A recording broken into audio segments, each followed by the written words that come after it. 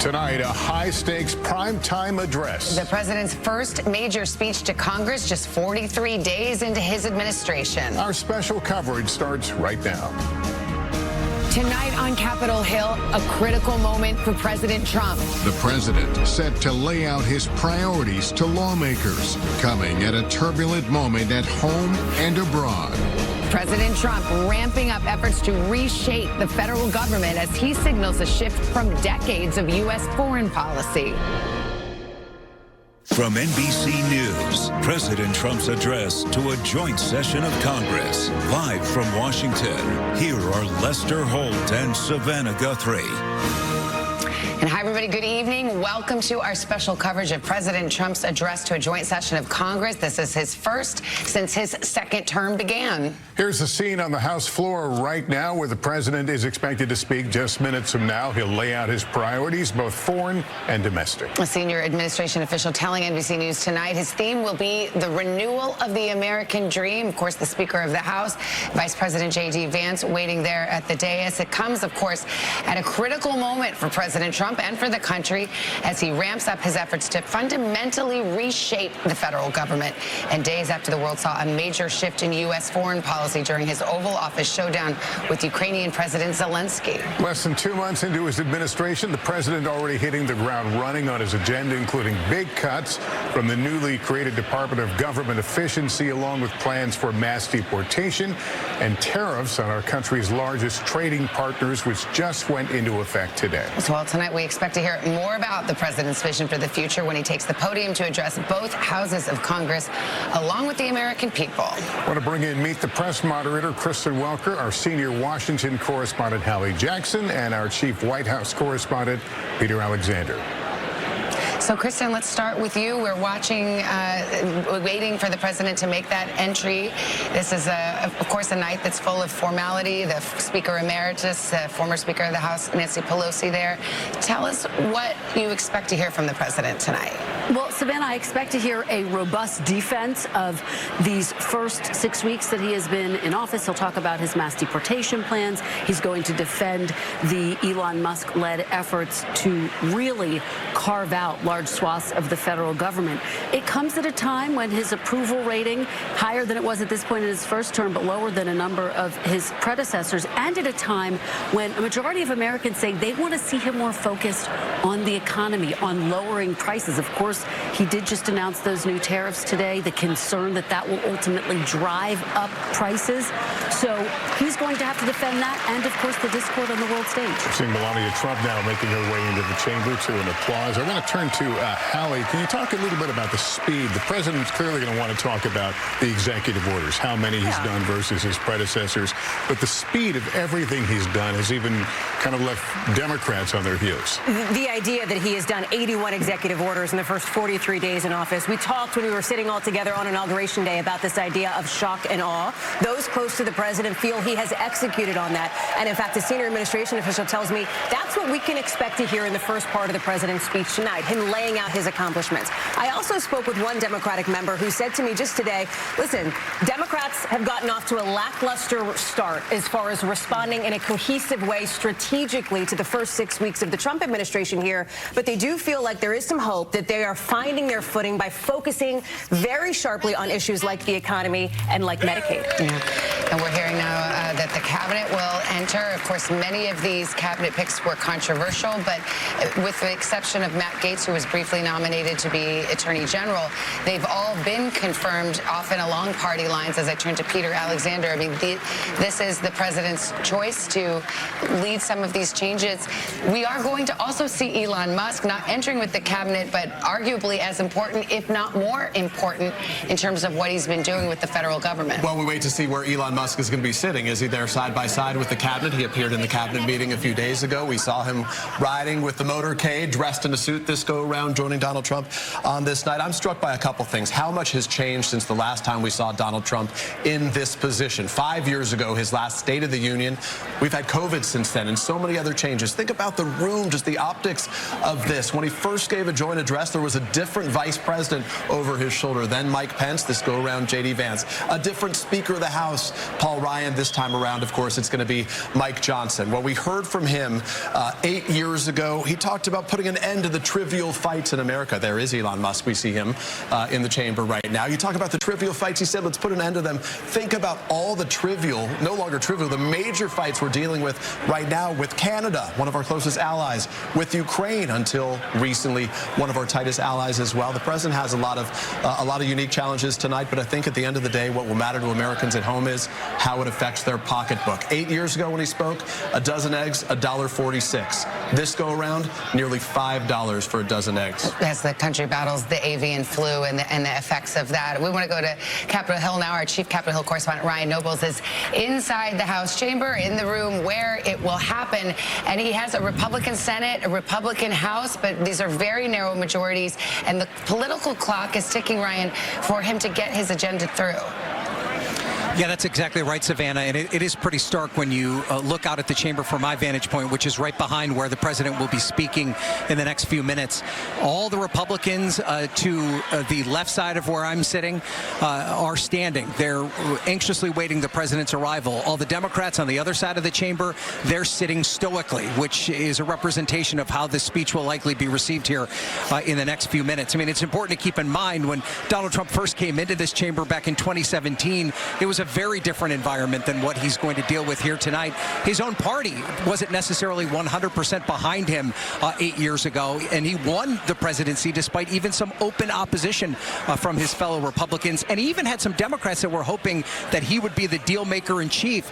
Well, fast forward to tonight, Donald Trump will be greeted by an enthusiastic GOP that has fallen completely in line behind him. They will shower him with applause throughout the night. In fact, one of the things to look for tonight, we saw Representative Marjorie Taylor Greene, who was right up there along the aisle and expected to greet the president as she came in. She's been showing her fellow members a MAGA-style hat that reads, "Trump was right about everything," which is indicative of how the Republicans feel about Donald Trump right now. But these Democrats on the other side of the aisle, they have now been completely isolated from the deal-making process.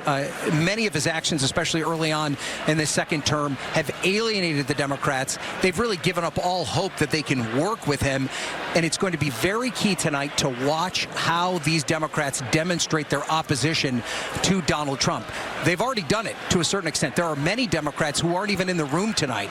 A significant number of Democrats, including Senator Patty Murray, one of the senior members of the United States Senate, deciding that she was not going to be in attendance tonight. Representative Alexandria Ocasio-Cortez, one of the biggest stars in the Democratic Party, especially in the progressive movement, she's decided not to be here tonight. The other way Democrats are protesting is with their dress, and you can see it in a very stark terms. Many of the Democratic women dressed in very bright pink. That will be something that Donald Trump will have to see as he's given this address to this chamber here tonight.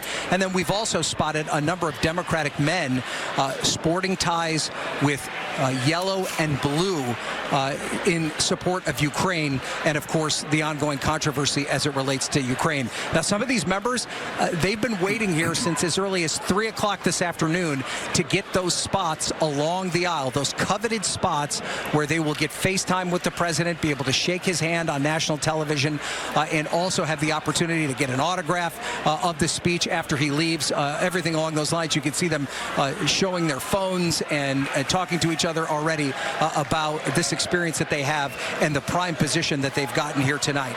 Now, it's also interesting to point out, as we wonder, will Democrats have any sort of vocal disapproval of this speech? Will they heckle or catcall? Will any of them walk out of the chamber tonight? We've been told by Democratic leadership that they've asked their members not to forcefully do any sort of demonstration like that, but they've already been warned by members of the House Freedom Caucus that any Democrat that attempts to disrupt the proceedings here tonight could potentially face a censure resolution. Now, that is a bit ironic because there are members of the House Freedom Caucus, both past and present, Marjorie Taylor Greene and Lauren Boebert among them, who often jeered or catcalled President Joe Biden during his speeches. So those are just some some of the things that we'll be watching here in the chamber tonight, guys. All right, Ryan, thanks. As we mentioned, tonight's address comes as President Trump slapped tariffs on some of our country's largest trading partners, including Canada, Mexico, and China. It's raising fears of an all-out trade war. For more, let's bring in our senior business correspondent, Christine Romans. Christine. Hi there, good evening. And yes, you've got companies across the economy scrambling to figure out how to absorb these higher prices. 25% tariffs on Canada and Mexico, another 10% on China. And in fact, many companies are saying there will be higher prices ahead for American consumers, which is interesting because President Trump has acknowledged that in part he was elected because Americans were tired of higher grocery prices. We heard today from the CEO of Target, the big discount retailer, that in fact fruits and vegetables from Mexico this winter and spring, because of those tariffs, they will cost more, and in a matter of days consumers will start to pay higher prices. Now we expect to hear the president talk about egg prices and blame President Biden and the prior administration and talk about his trade war. Will he say that he is going to will have to endure some near-term pain on prices for a longer-term goal of sort of reorienting the global economy? We'll have to wait and see. Howard Lutnick, his Commerce Secretary, late today seemed to say that there was a softening potentially of this trade war position from the U.S. government, saying that potentially the president tomorrow could try to meet Canada and Mexico in the middle. No clarity yet, though, on whether that means some of these tariffs will be rolled back. Even as industry, you guys, is sort of bracing for disruptions in the supply chain again and higher prices all along the supply chain. And sometimes the uncertainty itself can create tremors in the economic system. Christine, stand by there. We may well hear a lot about tariffs tonight. Just to set the team, 10 minutes past 9 o'clock here on the East Coast, and we await the entrance of the president. The cabinet is there. Members of the Supreme Court are there. Both sessions, both parts of Congress are there, the House and the Senate. So we will hear his speech in just a few minutes. But talking about tariffs, Kristen, I mean, the president has acknowledged what he calls short-term pain. Many economists think this will put incredible pressure on prices and on the economy at large if they were to stay in effect for a sustained period. Absolutely. Economists of all stripes have come to that conclusion.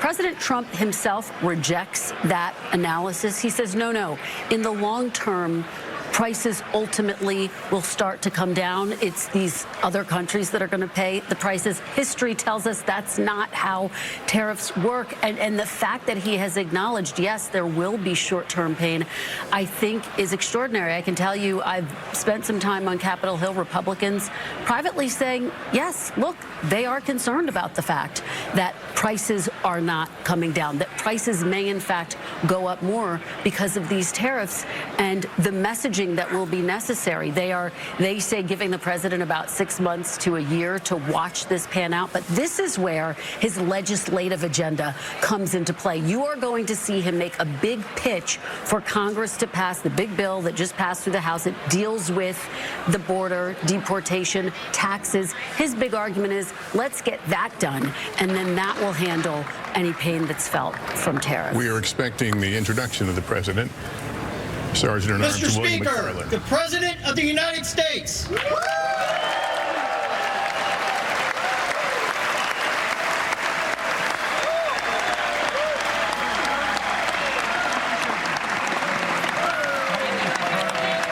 And we should note, as you watch this, you would be forgiven if you thought you were about to watch the State of the Union address. Technically, this is a speech before a joint session of Congress. The difference being, in this case, it's a new president who will be looking forward, presumably, about his agenda versus a president who's going to review some of his accomplishments. And now we see the long walk in.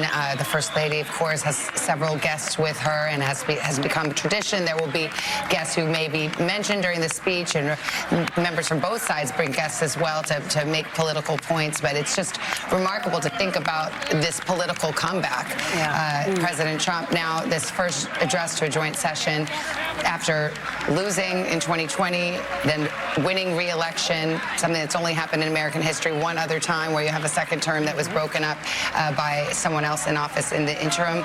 And it's just incredible to see this. And he, certainly feels that he had a mandate and that winning the popular vote for the first time, winning every swing state, has given him a certain ability to push further with his agenda than ever before, Hallie. There is a promises made, promises kept element to some of what the president has done. Consequential and controversial here. He said he would implement tariffs on certain countries. He's doing that. He stood on stage with Elon Musk at rally after rally as they promised to slash the size of the federal government. They are now working to implement that. Critics will say, look at the fallout here, but I will tell you there are supporters who are cheering them on. You talk about his loss in 2020, his win in 2024. I went back today and reached out to some of those voters who did not back President Trump in 2020, who backed him this time around. I said, hey, give me a bit of a vibe check here. What do you think 6 weeks in? Because remember, for some of these voters, this is still a kind of second honeymoon period for the president. He's only been in office 43 days. I heard that again and again. Give him a chance when it comes to prices, which matters so much to these voters, to all voters. Give him a chance to try to bring those prices down. I will tell you what I did here, and it was fascinating. One late 30s mom who backed President Trump in November, she said, you know what I don't like, though? She said, I wish we could vote Elon Musk out of office. She was concerned about what she saw as somebody who she viewed as out of touch, having so much influence at the White House. Now, again, Elon Musk was there on the campaign trail. It is not a surprise that he has become so close with President Trump. We have seen that over the course of the last nearly a year as he is in the room now in this chamber, the face of those Doge cuts, as President Trump here is walking in and shaking hands. But the optics here are different, and they are fascinating because of that political comeback, because of the fact that, remember, Republicans control the House, the Senate, and the White House as well. And this is something that some members of Congress have been hearing about from constituents as they went back to their districts after this first period in Congress, and they're hearing about it, Peter. And not every constituent is happy with how this is unfolding. Savannah, you're right. I just want to take a moment and comment on what we're looking at right now. President Trump greeting the members of the Supreme Court, including those retired there. You see Anthony Kennedy, of course, but 3 of those members of the court right now are members that he appointed. So not only does he control Congress, he controls the White House. In the eyes of a lot of Americans, he controls the Supreme Court right now. So he has pretty much carte blanche in a lot of ways on a lot of these issues, given some of the decisions we've already seen from the Supreme Court. He feels like, in the eyes of those close to him, that this is a person who has basically ability to do what he wants right now, and he intends to do it over the course of the next year. But yeah, go ahead. No, I was going to say, the other thing you're watching here is the president with the military leaders. He went in, of course, there was a purge of military leaders, including the chairman of the Joint Chiefs of Staff recently. You were talking about, though, what we have seen in some of these town halls around the country right now as the president shows up. There has been real dissatisfaction. Critics say these are Democratic opponents, but a lot of Americans are starting to feel the impacts as it hits their own community. 80% of American federal workers work outside Washington, D.C. Well, let's listen to the president.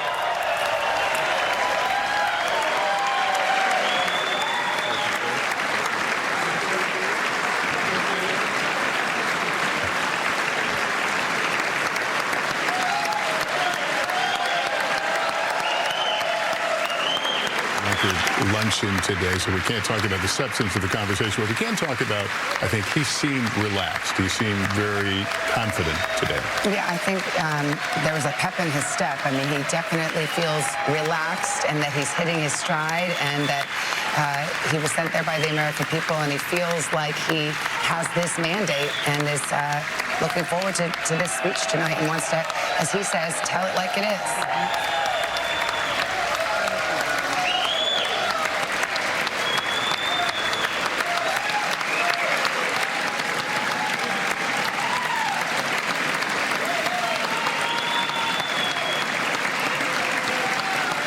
Thank you.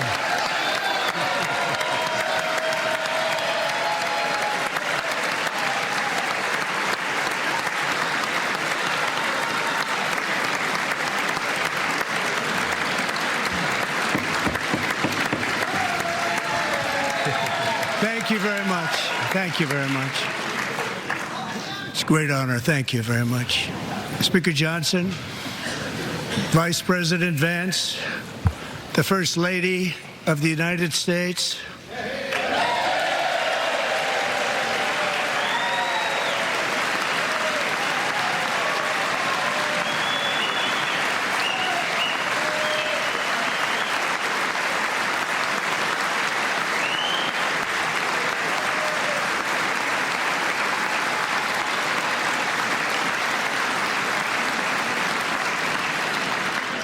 Members of the United States Congress, thank you very much. And to my fellow citizens, America is back.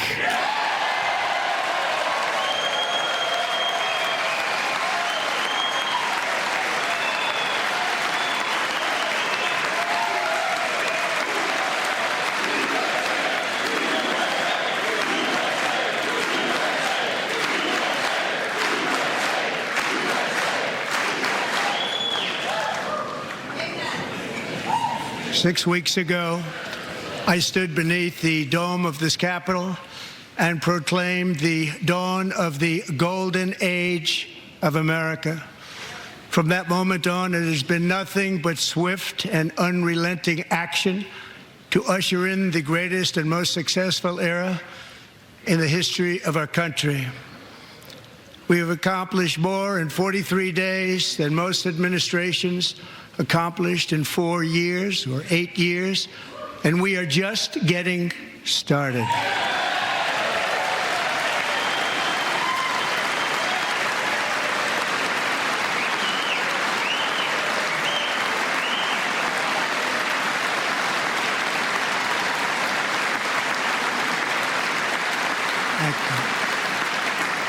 I return to this chamber tonight to report that America's momentum is back, our spirit is back, our pride is back, our confidence is back, and the American dream is surging bigger and better than ever before.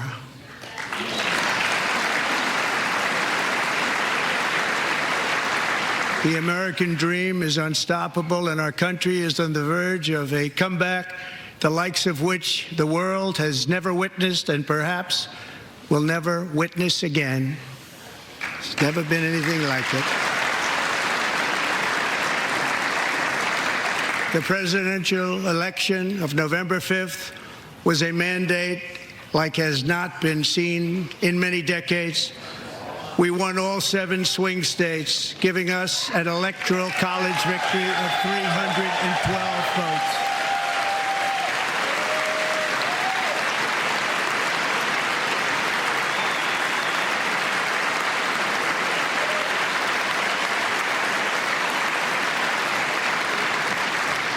We won the popular vote by big numbers and won counties in our country.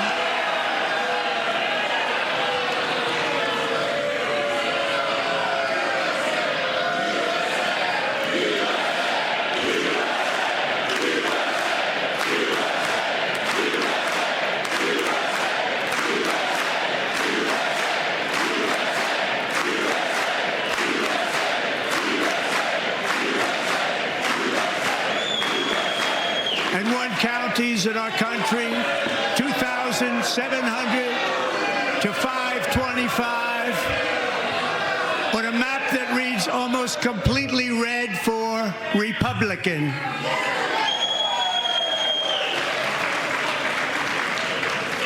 Now, for the first time in modern history, more Americans believe that our country is headed in the right direction than the wrong direction. In fact, it's an astonishing record, 27-point swing, the most ever.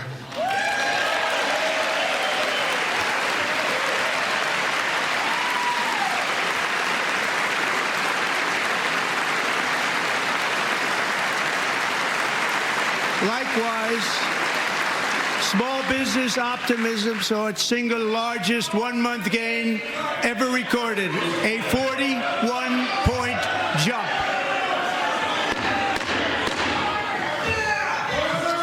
Members are directed to uphold and maintain decorum in the House and to cease any further disruptions. That's your warning.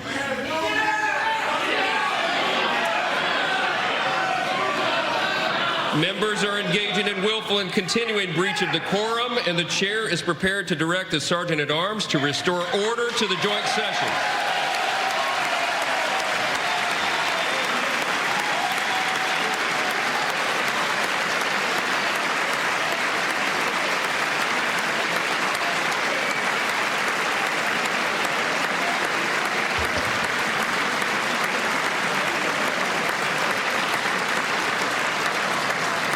Mr. Green, take your seat.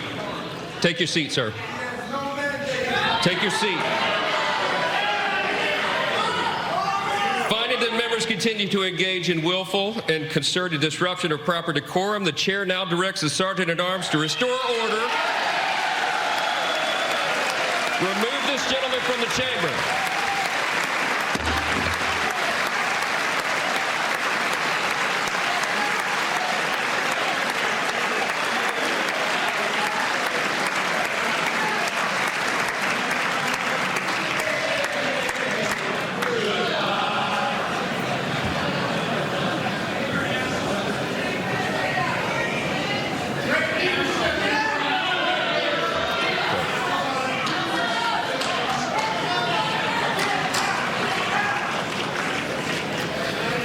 Members are directed to uphold and maintain decorum in the House. Mr. President, you continue. Thank you. Over the past 6 weeks, I have signed nearly 100 executive orders and taken more than 400 executive actions, a record to restore common sense, safety, optimism, and wealth all across our wonderful land. The people elected me to do the job, and I'm doing it.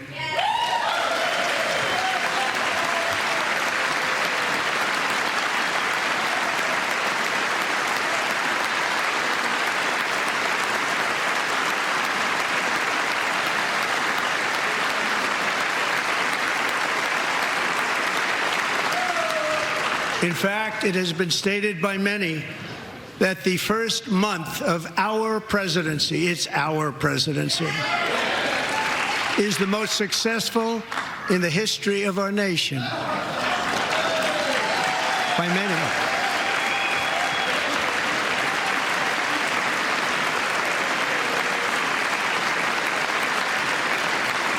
And what makes it even more impressive is that, do you know who number 2 is? George Washington. How about that? How about that? I don't know about that list, but we'll take it.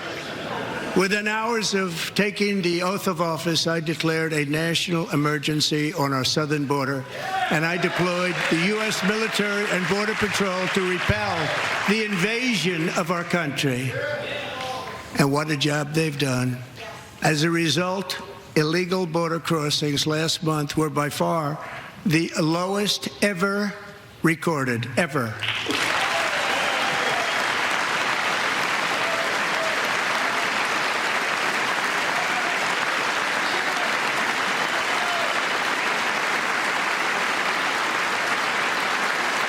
They heard my words and they chose not to come. Much easier that way. In comparison, under Joe Biden, the worst president in American history, there were hundreds of thousands of illegal crossings a month, and virtually all of them, including murderers, drug dealers, gang members, and people from mental institutions and insane asylums, were released into our country. Who would want to do that? This is my 5th such speech to Congress. And once again, I look at the Democrats in front of me, and I realize there is absolutely nothing I can say to make them happy or to make them stand or smile or applaud. Nothing I can do. I could find a cure to the most devastating disease, a disease that would wipe out entire nations, or announce the answers to the greatest economy in history, or the stoppage of crime to the lowest levels ever recorded. And these people sitting right here will not clap, will not stand, and certainly will not cheer for these astronomical achievements. They won't do it, no matter what. Five times I've been up here. It's very sad, and it just shouldn't be this way.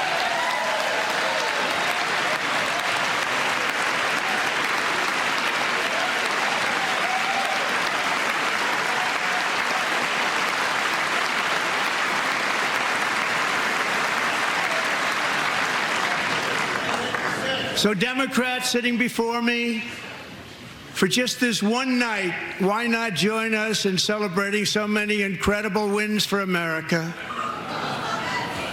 For the good of our nation, let's work together and let's truly make America great again.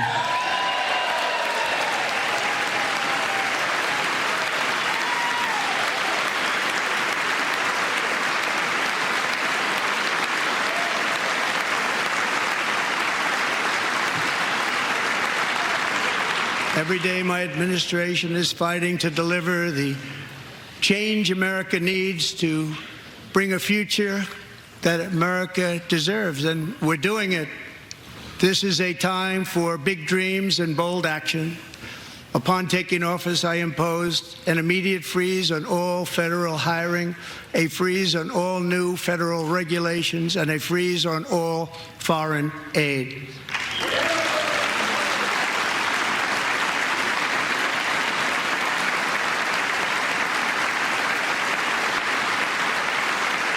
I terminated the ridiculous Green New Scam.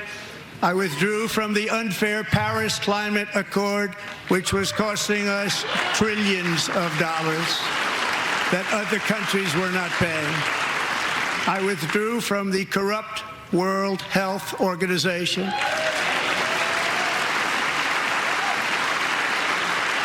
And I also withdrew from the anti-American UN Human Rights Council.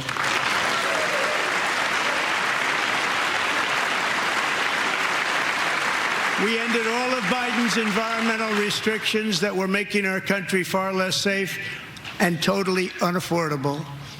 And importantly, we ended the last administration's insane electric vehicle mandate, saving our auto workers and companies from economic destruction.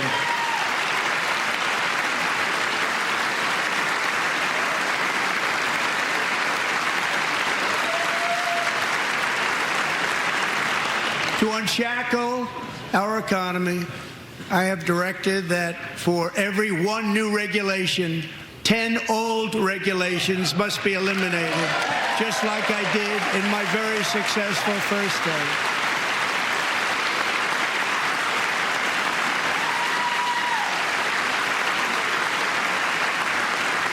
And in that first term, we set records on ending unnecessary rules and regulations like no other president had done before. We ordered all federal workers to return to the office. They will either show up for work in person or be removed from their job.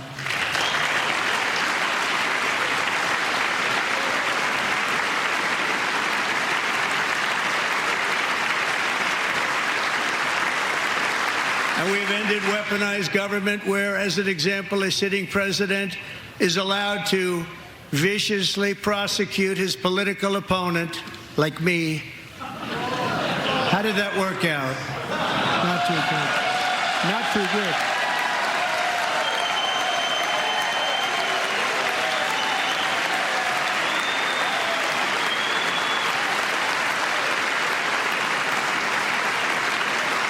And I have stopped all government censorship and brought back free speech in America. It's back.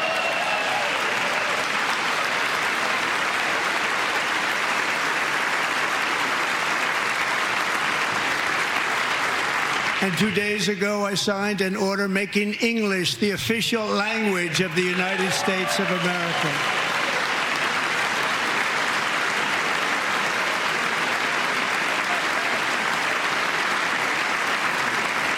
I renamed the Gulf of Mexico the Gulf of America.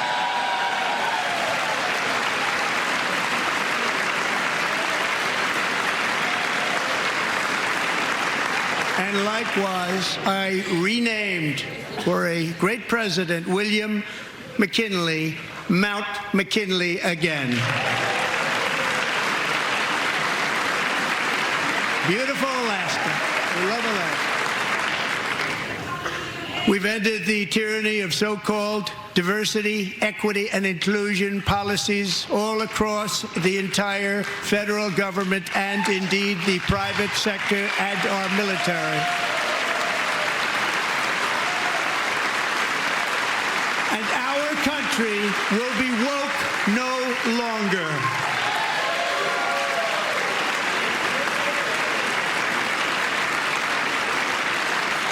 We believe that whether you are a doctor, an accountant, a lawyer, or an air traffic controller, you should be hired and promoted based on skill and competence, not race or gender. Very important.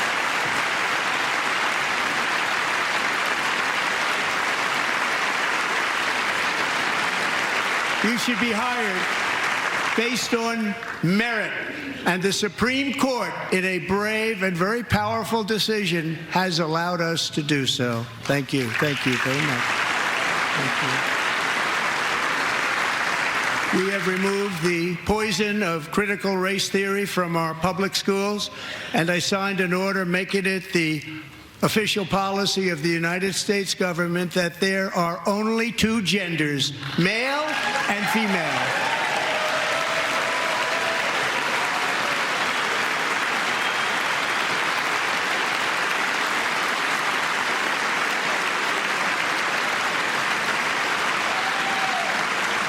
I also signed an executive order to ban men from playing in women's sports.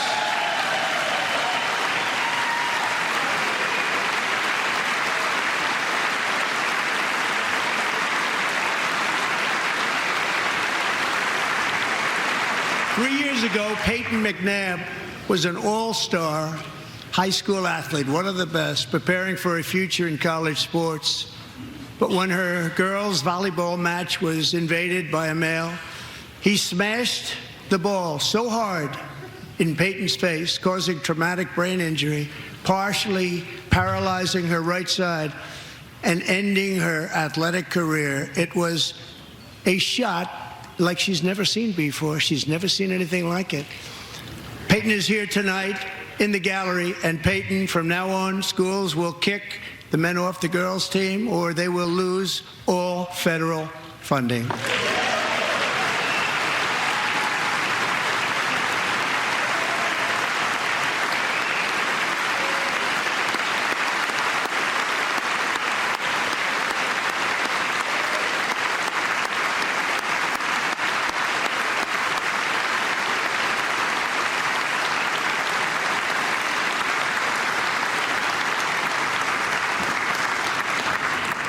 And if you really want to see numbers, just take a look at what happened in the women's boxing, weightlifting, track and field, swimming, or cycling, where a male recently finished a long-distance race 5 hours and 14 minutes ahead of a woman for a new record by 5 hours. Broke the record by 5 hours. It's demeaning for women, and it's very bad for our country. We're not going to put up with it any longer.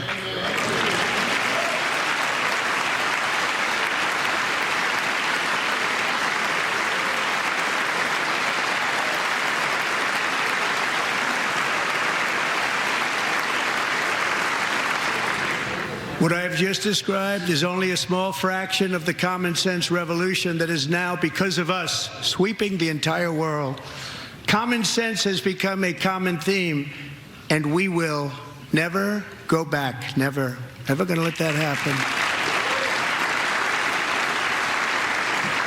Among my very highest priorities is to rescue our economy and get dramatic and immediate relief to working families. As you know, we inherited from the last administration an economic catastrophe and an inflation nightmare. Their policies drove up energy prices, pushed up grocery costs, and drove the necessities of life out of reach for millions and millions of Americans. They've never had anything like it. We suffered the worst inflation in 48 years, but perhaps even in the history of our country. They're not sure. As president, I'm fighting every day to reverse this damage and make America affordable again.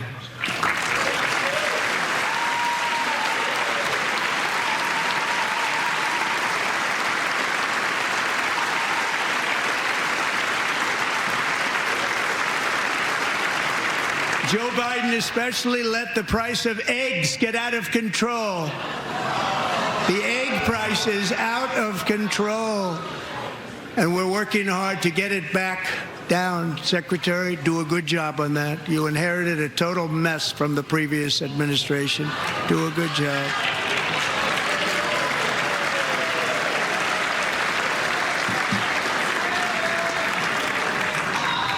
A major focus of our fight to defeat inflation is rapidly reducing the cost of energy.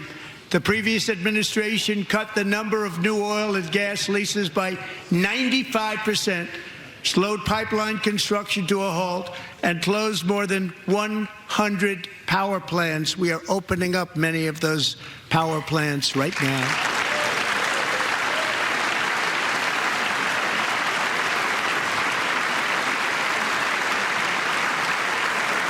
And frankly, we have never seen anything like it. That's why on my first day in office, I declared a national energy emergency. As you've heard me say many times, we have more liquid gold under our feet than any nation on earth, and by far. And now I fully authorize the most talented team ever assembled to go and get it. It's called Drill, Baby, Drill.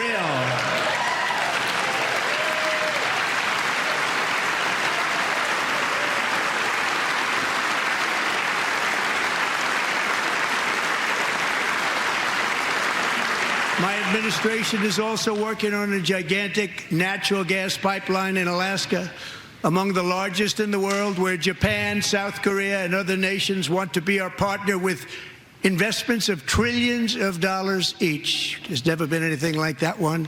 It will be truly spectacular. It's all set to go. The permitting is gotten. And later this week, I will also take historic action to dramatically expand production of critical minerals and rare earths here in the USA.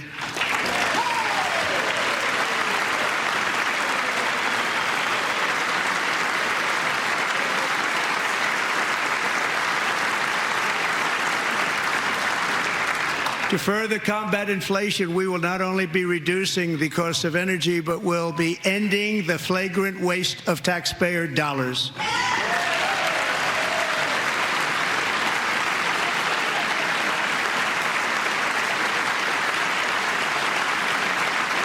And to that end, I have created the brand new Department of Government Efficiency, GWES. Perhaps you've heard of it. Perhaps.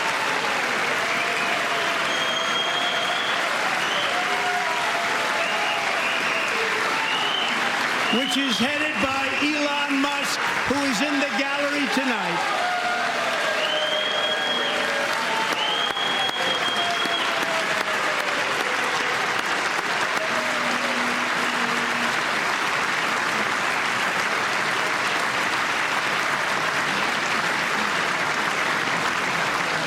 Thank you, Elon. He's working very hard. He didn't need this.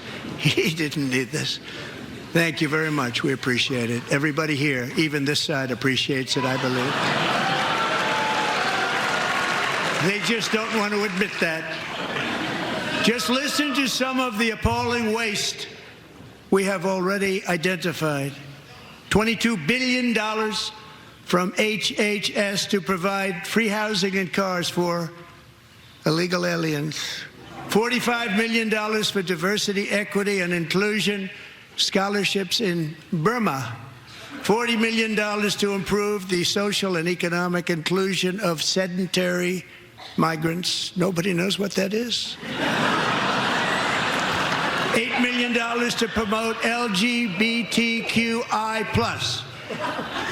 in the African nation of Lesotho, which nobody has ever heard of. $60 million for indigenous peoples and Afro-Colombian empowerment in Central America. $60 million. $8 million for making mice transgender. This is real. $32 million for a left-wing propaganda operation in Moldova. $10 million for male circumcision in Mozambique. $20 million for the Arab Sesame Street in the Middle East. It's a program. $20 million for a program. $1.9 billion to recently created Decarbonization of Homes Committee, headed up, and we know she's involved. Just at the last moment, the money was passed over by a woman named Stacey Abrams. Have you ever heard of her? A $3.5 million consulting contract for lavish fish monitoring. $1.5 million for voter confidence in Liberia. $14 million for social cohesion in Mali. $59 million for illegal alien hotel rooms in New York City. He's a real estate developer. He's done very well. $250,000 to increase vegan local climate action innovation in Zambia. $42 million for social and behavior change in Uganda. $14 million for improving public procurement in Serbia. $47 million for improving learning outcomes in Asia. Asia's doing very well with learning. You know what we're doing. Should use it ourselves. And $101 million for DEI contracts at the Department of Education. The most ever paid, nothing even like it. Under the Trump administration, all of these scams, and they're far worse, but I didn't think it was appropriate to talk about them. They're so bad. Many more have been found out and exposed and swiftly terminated by a group of very intelligent, mostly young people, headed up by Elon, and we appreciate it. We found hundreds of billions of dollars of fraud.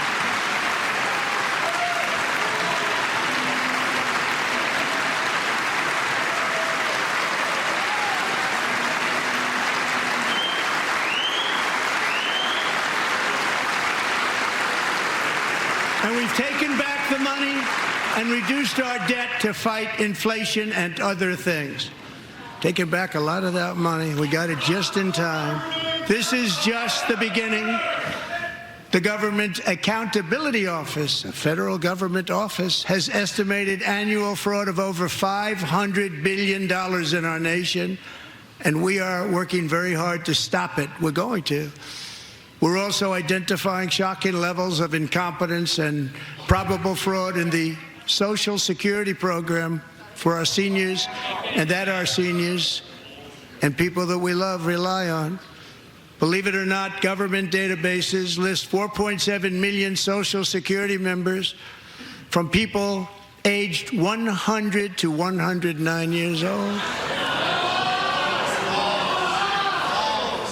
It lists 3.6 million people from ages 110 to 119. I don't know any of them. I know some people that are rather elderly, but not quite that elderly. 3.47 million people from ages 120 to 129. 3.9 million people from ages 130 to 139.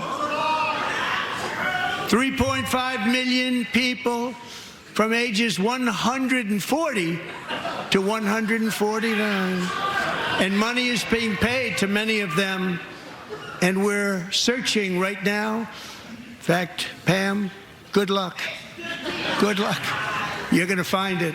But a lot of money is paid out to people because it just keeps getting paid, and nobody does, and it really hurts Social Security and hurts our country. 1.3 million people from ages 150 to 159, and over 130,000 people, according to the Social Security databases, are age over 160 years old. We have a healthier country than I thought, Bobby.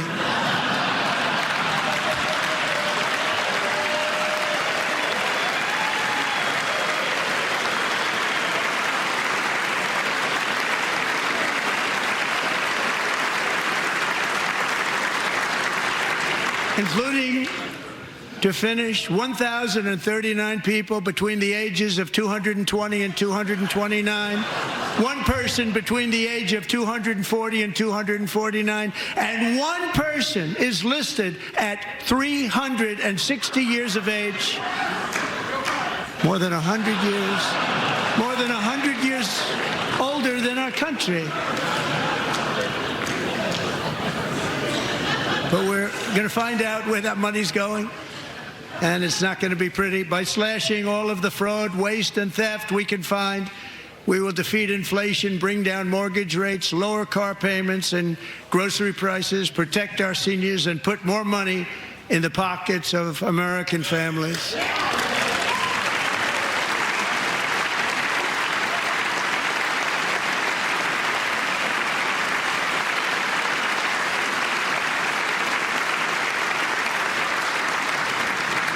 And today, interest rates took a beautiful drop, big, beautiful drop. It's about time. And in the near future, I want to do what has not been done in 24 years, balance the federal budget. We're going to balance it.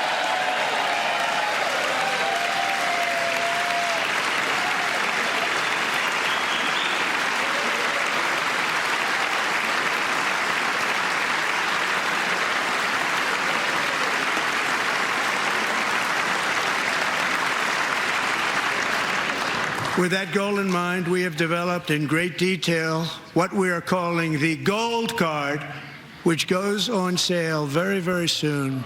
For $5 million, we will allow the most successful job-creating people from all over the world to buy a path to U.S. citizenship. It's like the green card, but better and more sophisticated. And these people will have to pay tax in our country. They won't have to pay tax from where they came. The money that they've made, you wouldn't want to do that, but they have to pay tax, create jobs. They'll also be taking people out of colleges and paying for them so that we can keep them in our country instead of having them being forced out. Number one, at the top school, as an example, being forced out and not being allowed to stay and create tremendous numbers of jobs and great success for a company out there. So while we take out the criminals, killers, traffickers, and child predators who are allowed to enter our country under the open border policy of these people, the Democrats, the Biden administration, the open border insane policies that you've allowed to destroy our country, we will now bring in brilliant, hardworking, job-creating people. They're going to pay a lot of money, and we're going to reduce our debt with that money.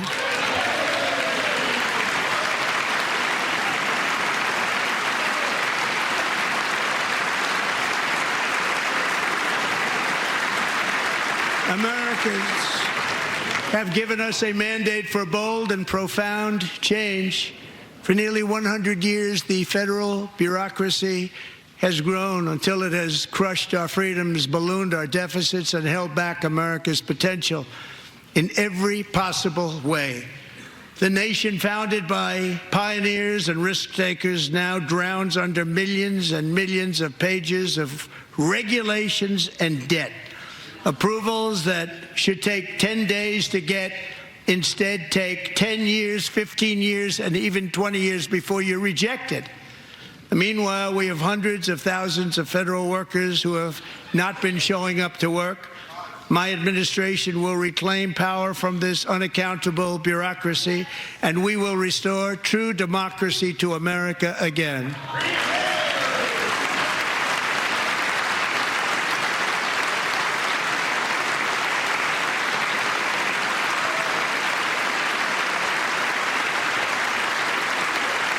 And any federal bureaucrat who resists this change will be removed from office immediately. Because we are draining the swamp. It's very simple. And the days of rule by unelected bureaucrats are over.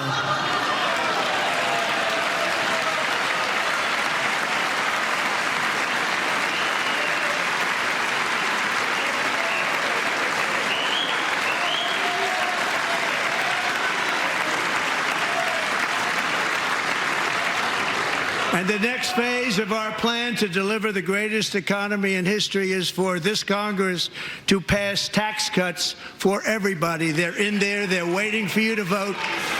And I'm sure that the people on my right, I don't mean the Republican right, but my right here, I'm sure you're going to vote for those tax cuts, because otherwise I don't believe the people will ever vote you into office. So I'm doing you a big favor by telling you that. But I know this group is going to be voting for the tax.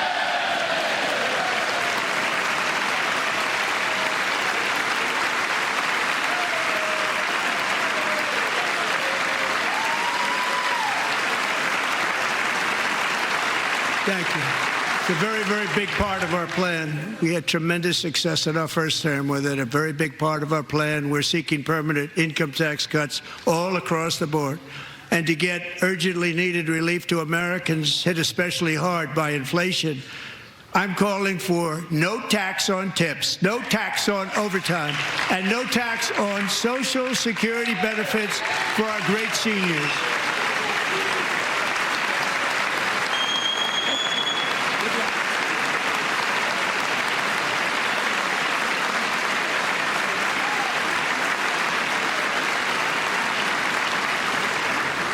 And I also want to make interest payments on car loans tax deductible, but only if the car is made in America.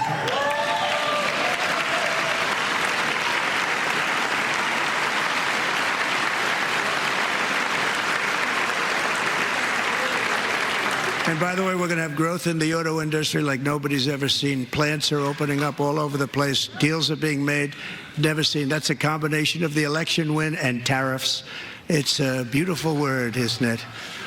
That, along with our other policies, will allow our auto industry to absolutely boom. It's going to boom.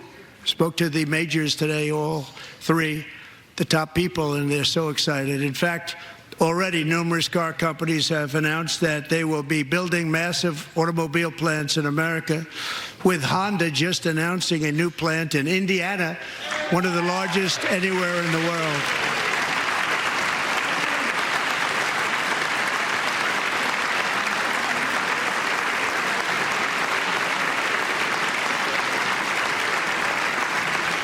And this has taken place since our great victory on November 5th, a date which will hopefully go down as one of the most important in the history of our country.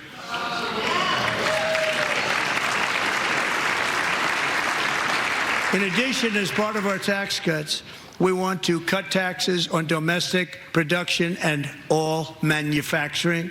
And just as we did before, we will provide 100% expensing.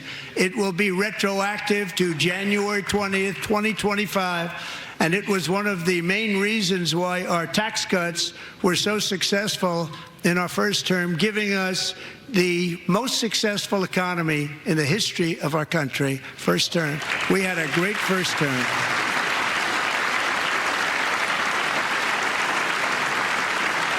If you don't make your product in America, however, under the Trump administration, you will pay a tariff, and in some cases, a rather large one. Other countries have used tariffs against us for decades, and now it's our turn to start using them against those other countries. On average, the European Union, China, Brazil, India, Mexico, and Canada, have you heard of them? And countless other nations charge us tremendously higher tariffs than we charge them. It's very unfair. India charges us auto tariffs higher than 100%. China's average tariff on our products is twice what we charge them. And South Korea's average tariff is 4 times higher. Think of that, 4 times higher. And we give so much help militarily and in so many other ways to South Korea, but that's what happens. This is happening by friend and foe. This system is not fair to the United States and never was, and so on April 2nd, I wanted to make it April 1st, but I didn't want to be accused of April Fool's Day. That's not, just one day cost us a lot of money. But we're going to do it in April. I'm a very superstitious person. April 2nd, reciprocal tariffs kick in. And whatever they tariff us, other countries, we will tariff them. That's reciprocal, back and forth. Whatever they tax us, We will tax them. If they do non-monetary tariffs to keep us out of their market, then we will do non-monetary barriers to keep them out of our market. There's a lot of that, too. They don't even allow us in their market. We will take in trillions and trillions of dollars and create jobs like we have never seen before. I did it with China, and I did it with others, and the Biden administration couldn't do anything about it because there was so much money they couldn't do anything about it. We have been ripped off for decades by nearly every country on earth, and we will not let that happen any longer.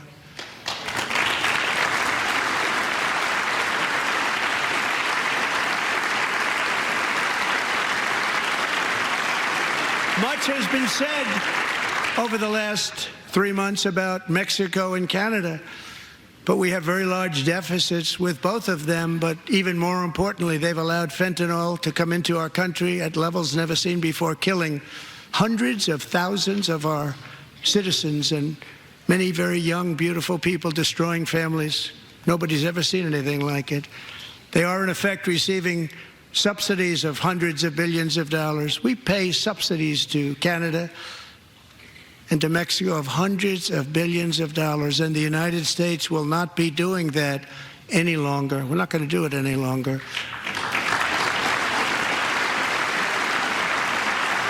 Thanks to our America First policies we're putting into place, we have had $1.7 trillion of new investment in America in just the past few weeks. The combination of the election and our economic policies that people of SoftBank, one of the most brilliant anywhere in the world, announced a $200 billion investment.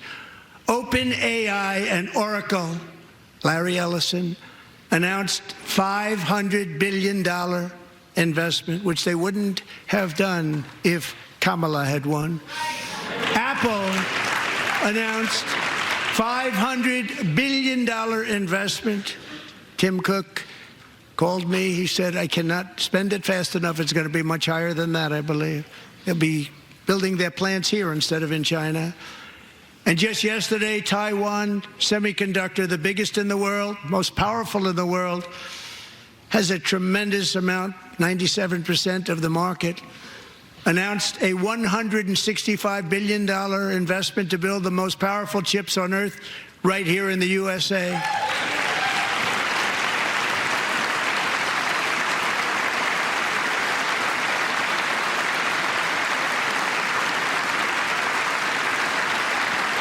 And we're not giving them any money. Your CHIPS Act is a horrible, horrible thing. We give hundreds of billions of dollars, and it doesn't mean a thing. They take our money and they don't spend it. All that meant to them, we're giving them no money. All that was important to them was they didn't want to pay the tariffs, so they came and they're building, and many other companies are coming. We don't have to give them money. We just want to protect our businesses and our people, and they will come because they won't have to pay tariffs if they build in America. So it's very amazing. You should get rid of the CHIP Act, and whatever's left over, Mr. Speaker, you should use it to reduce debt or any other reason you want to.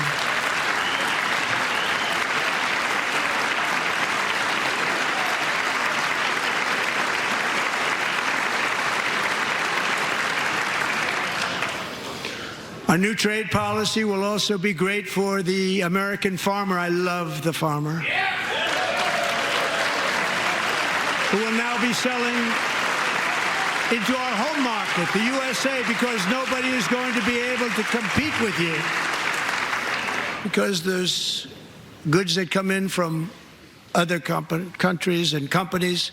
They're really in a bad position in so many different ways. They're uninspected. They may be very dirty and disgusting, and they come in and they pour in, and they hurt our American farmers. The tariffs will go on agricultural product coming into America, and our farmers, starting on April 2nd, it may be a little bit of an adjustment period. We had that before when I made the deal with China, $50 billion of purchases, and I said, just bear with me, and they did. They did.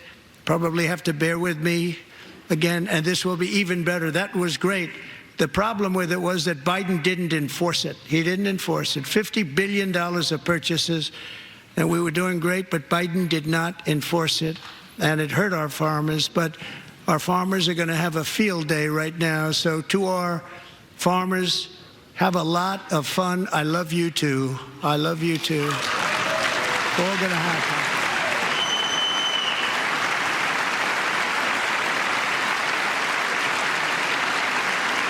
And I have also imposed a 25% tariff on foreign aluminum, copper, lumber, and steel, because if we don't have, as an example, steel and lots of other things, we don't have a military, and frankly we just won't have a country very long. Here today is a proud American steelworker, fantastic person from Decatur, Alabama, Jeff Denard. Has been working at the same steel plant for 27 years in a job that has allowed him to serve as the captain of his local volunteer fire department, raised 7 children with his beautiful wife, Nicole, and over the years provide a loving home for more than 40 foster children. So great, Jeff.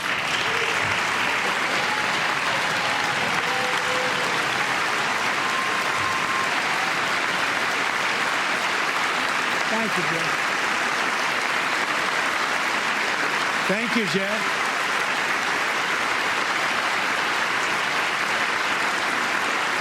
Stories like Jeff's remind us that tariffs are not just about protecting American jobs. They're about protecting the soul of our country. Tariffs are about making America rich again and making America great again, and it's happening, and it will happen rather quickly. There'll be a little disturbance, but we're okay with that. It won't be much. No, you're not. Oh. And look where Biden took us, very low, the lowest we've ever been. Jeff, I want to thank you very much, and I also want to recognize another person who has devoted herself to foster care community. She works so hard on it. A very loving person, our magnificent First Lady of the United States.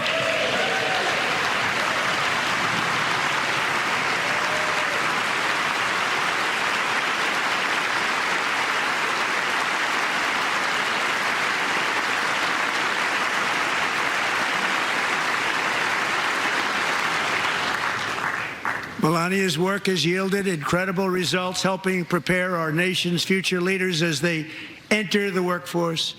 Our First Lady is joined by 2 impressive young women, very impressive. Haley Ferguson, who benefited from the First Lady's Fostering the Future initiative and is poised to complete her education and become a teacher. And Elliston Berry, who became a victim of an illicit deepfake image produced by a peer. With Elliston's help, the Senate just passed the Take It Down Act, and this is so important. Thank you very much, John. John Thune, thank you. Stand up, John. Thank you, John.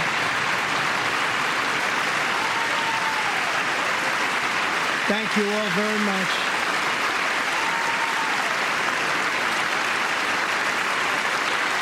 Thank you. And thank you to John Thune and the Senate.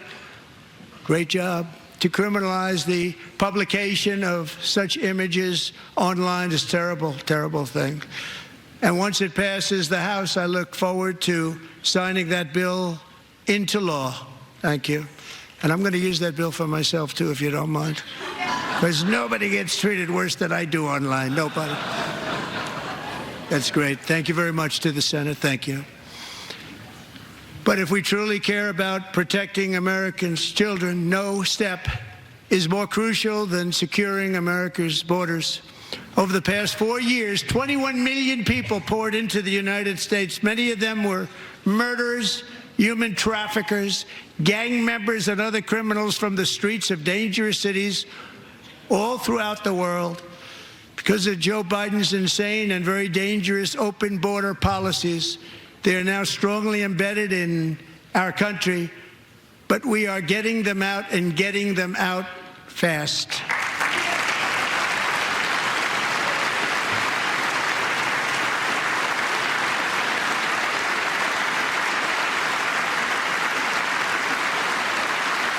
And I want to thank Tom Homan and Christy. I want to thank you and Paul of Border Patrol. I want to thank you. What a job they've all done. Everybody, Border Patrol, ICE, well, law enforcement in general is incredible. We have to take care of our law enforcement. Have to.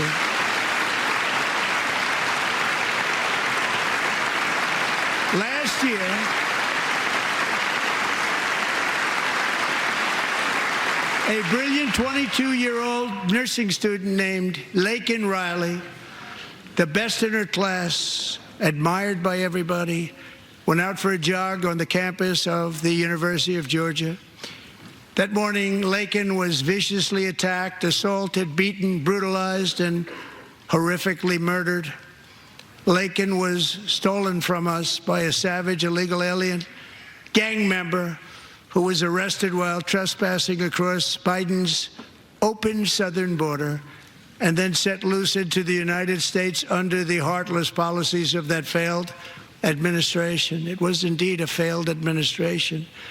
He had then been arrested and released in a Democrat-run sanctuary city, a disaster, before ending the life of this beautiful young angel.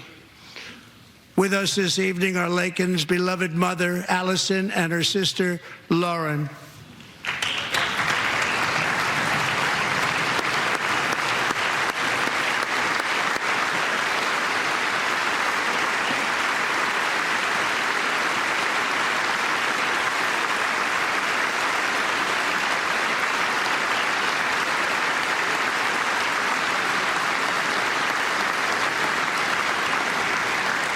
Last year, I told Laken's grieving parents that we would ensure their daughter would not have died in vain.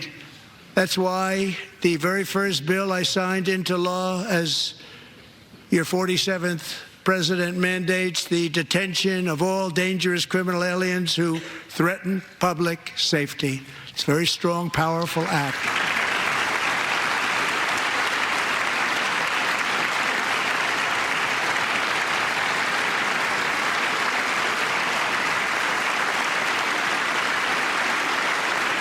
It's called the Laken-Riley Act. So Allison and Lauren, America will never, ever forget our beautiful Laken Hope Riley.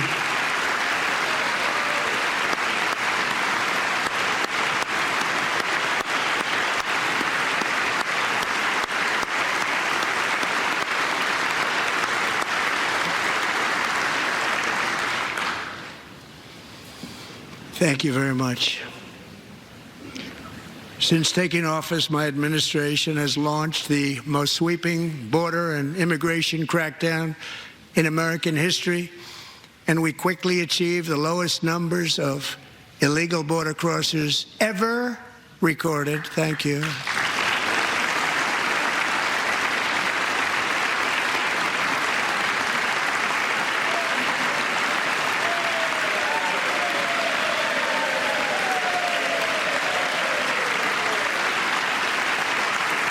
The media and our friends in the Democrat Party kept saying we needed new legislation. We must have legislation to secure the border. But it turned out that all we really needed was a new president.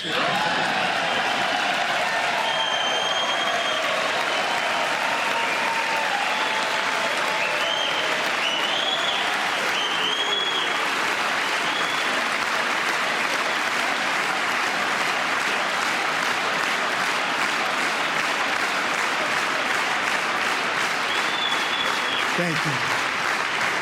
Joe Biden didn't just open our borders, he flew illegal aliens over them to overwhelm our schools, hospitals, and communities throughout the country.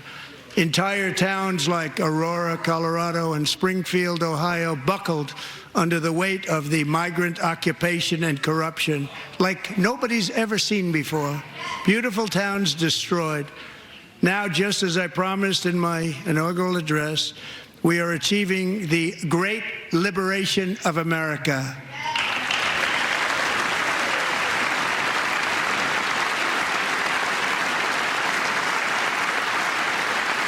But there still is much work to be done. Here tonight is a woman I have gotten to know Alexis Nungari from Houston. Wonderful woman. Last June, Alexis's 12-year-old daughter, her precious Jocelyn, walked to a nearby convenience store. She was kidnapped, tied up, assaulted for 2 hours under a bridge, and horrifically murdered. Arrested and charged with this heinous crime are 2 illegal alien monsters from Venezuela, released into America by the last administration through their ridiculous open border.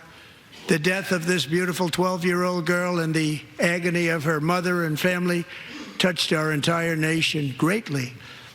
Alexis, I promised that we would always remember your daughter, your magnificent daughter, and earlier tonight I signed an order keeping my word to you. One thing I have learned about Jocelyn is that she loved animals so much. She loved nature. Across Galveston Bay, from where Jocelyn lived in Houston, you will find a magnificent national wildlife refuge, a pristine, peaceful, 34,000-acre sanctuary for all of God's creatures on the edge of the Gulf of America. Alexis, moments ago, I formally renamed that refuge in loving memory of your beautiful daughter, Jocelyn. So, Mr. Vice President, if you would, may I have the order?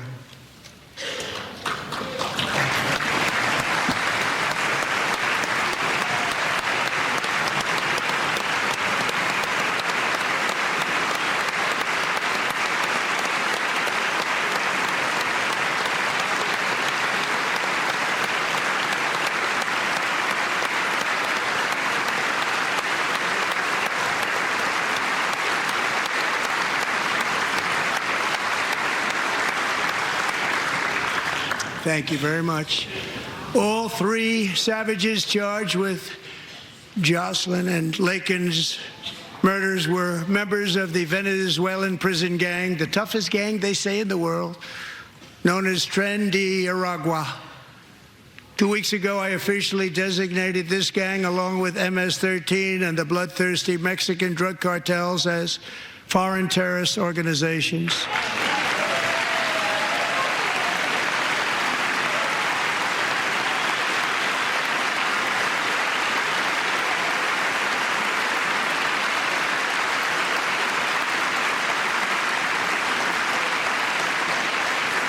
They are now officially in the same category as ISIS, and that's not good for them. Countless thousands of these terrorists were welcomed into the U.S. by the Biden administration. But now every last one will be rounded up and forcibly removed from our country, or, if they're too dangerous, put in jails, standing trial in this country, because we don't want them to come back ever. With us this evening is a warrior on the front lines of that battle, Border Patrol Agent Roberto Ortiz. Great guy.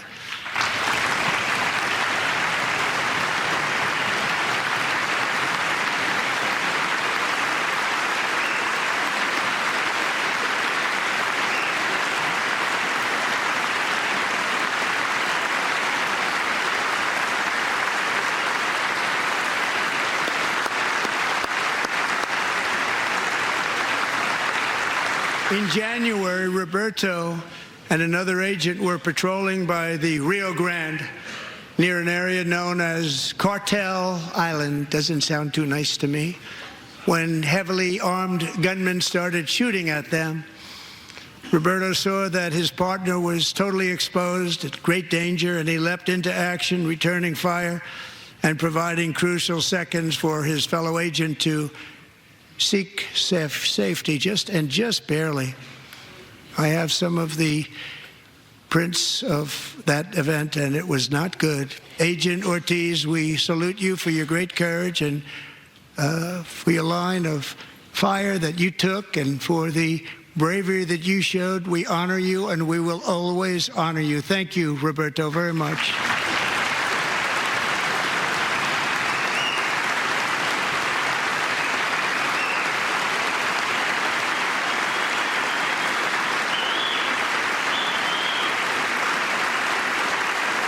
Thank Thank you, Roberta. And I actually got to know him on my many calls to the border. He's a great, great gentleman. The territory to the immediate south of our border is now dominated entirely by criminal cartels that murder, rape, torture, and exercise total control. They have total control over a whole nation, posing a grave threat to our national security. The cartels are waging war on America, and it's time for America to wage war on the cartels, which we are doing.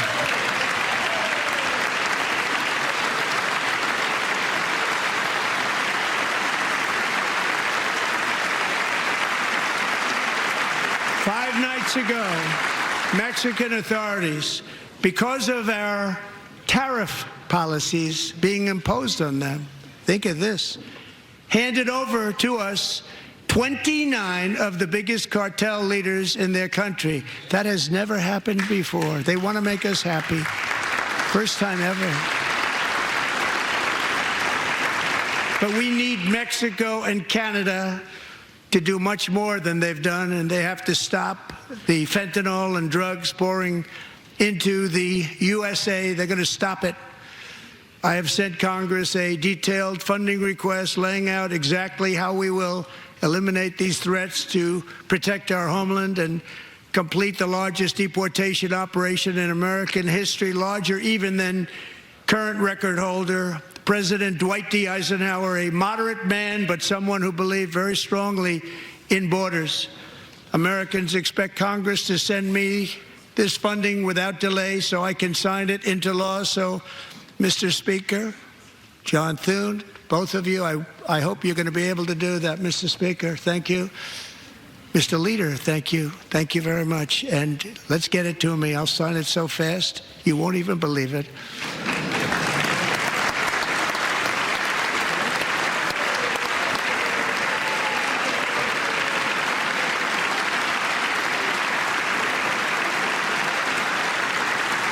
And as we reclaim our sovereignty, we must also bring back law and order to our cities and towns.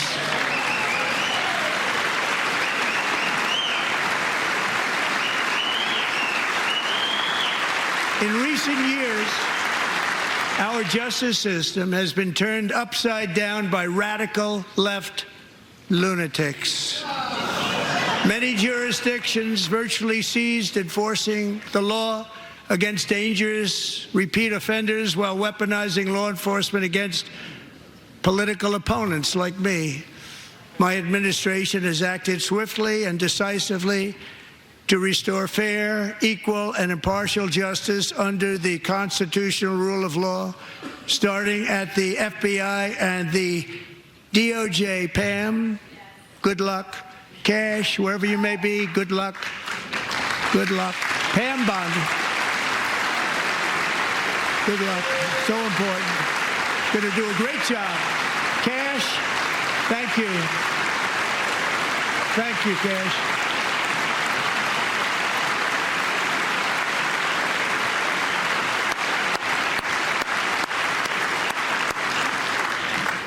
They've already started very strong. They're going to do a fantastic job. You're going to be very proud of them. We're also once again giving our police officers the support, protection, and respect they so dearly deserve. They have to get it. They have such a hard, dangerous job, but we're going to make it less dangerous. The problem is the bad guys don't respect the law, but they're starting to respect it, and they soon will respect it. This also includes our great fire departments throughout the country. Our firemen and women are unbelievable people, and we'll never forget them.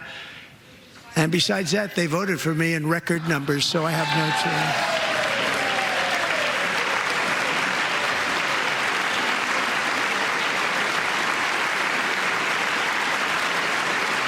1 year ago this month, 31-year-old New York police officer Jonathan Diller, unbelievably wonderful person and a great officer, was gunned down at a traffic stop on Long Island. I went to his funeral. The vicious criminal charged with his murder had 21 prior arrests, and they were rough arrests, too. He was a real bad one. The thug in the seat next to him had 14 prior arrests, and went by the name of Killer. He was Killer. He killed other people, they say, a lot of them. I attended Officer Diller's service, and when I met his wife and one-year-old son, Ryan, it was very inspirational, actually. His widow's name is Stephanie, and she is here tonight. Stephanie, thank you very much, Stephanie. Thank you very much.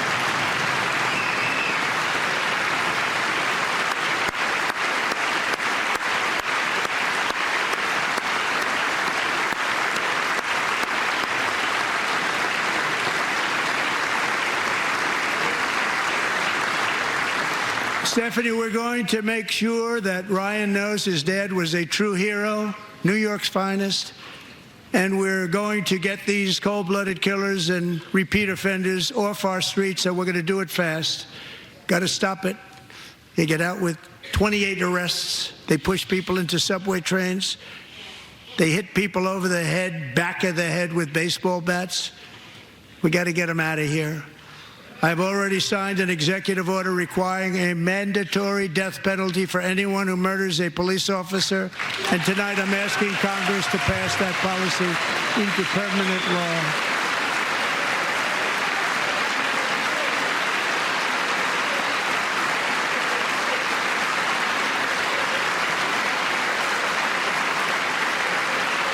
I'm also asking for a new crime bill getting tough on repeat offenders while enhancing protections for America's police officers so they can do their jobs without fear of their lives being totally destroyed. They don't want to be killed. We're not going to let them be killed. Joining us in the gallery tonight is a young man who truly loves our police. His name is DJ Daniel. He is 13 years old, and he has always dreamed of becoming a police officer.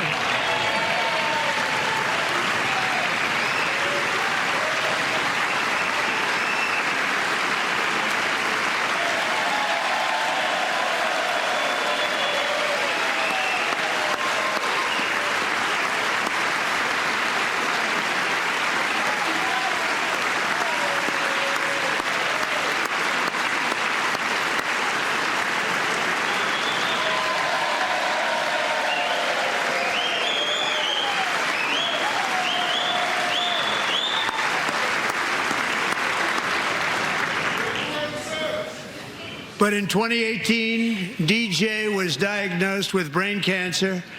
The doctors gave him 5 months at most to live. That was more than 6 years ago.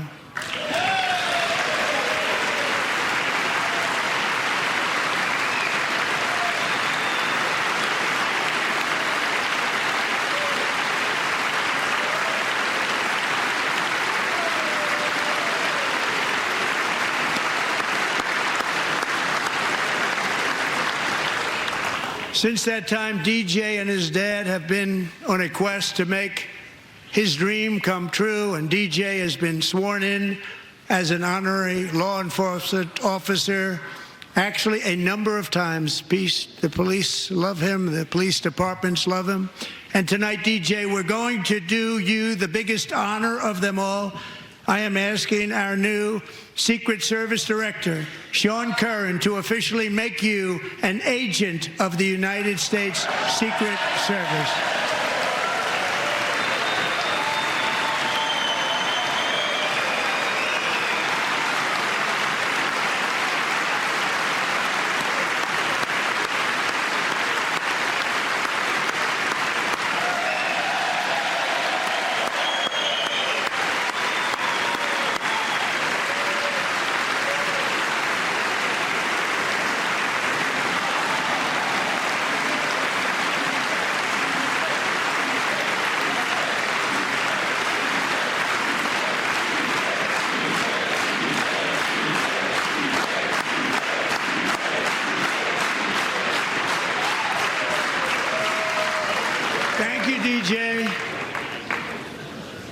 DJ's doctors believe his cancer likely came from a chemical he was exposed to when he was younger. Since 1975, rates of child cancer have increased by more than 40%. Reversing this trend is one of the top priorities for our new presidential commission to make America healthy again, chaired by our new Secretary of Health and Human Services, Robert F. Kennedy, Jr.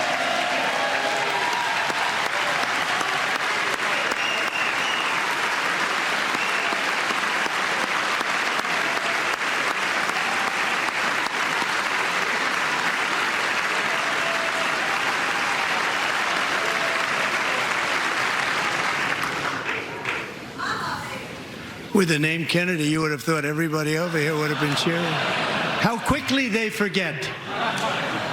Our goal is to get toxins out of our environment, poisons out of our food supply, and keep our children healthy and strong. As an example, not long ago, and you can't even believe these numbers, 1 in 10,000 children had autism, 1 in 10,000. And now it's 1 in 36. There's something wrong. 1 in 36. Think of that. So we're going to find out what it is, and there's nobody better than Bobby and all of the people that are working with you. You have the best to figure out what is going on.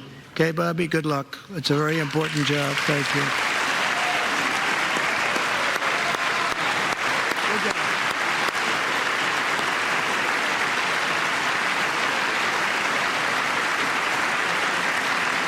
Thank you. My administration is also working to protect our children from toxic ideologies in our schools. A few years ago, January, little John and her husband discovered that their daughter's school had secretly socially transitioned their 13-year-old little girl. Teachers and administrators conspired to deceive January and her husband while encouraging her daughter to use a new name and pronouns.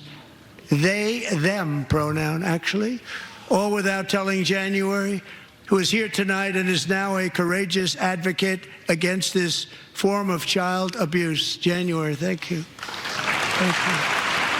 Thank you very much.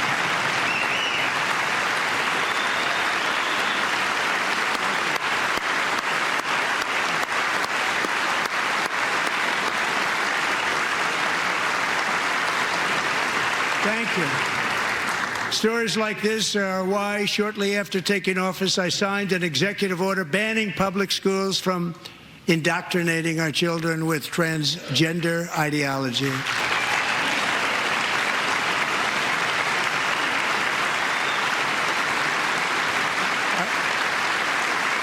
I also signed an order to cut off all taxpayer funding to any institution that engages in the sexual mutilation of our youth.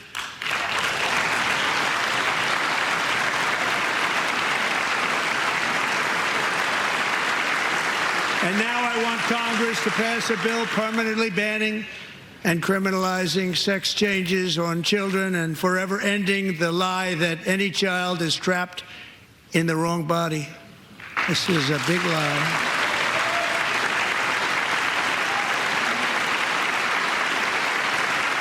And our message to every child in America is that you are perfect exactly the way God made you.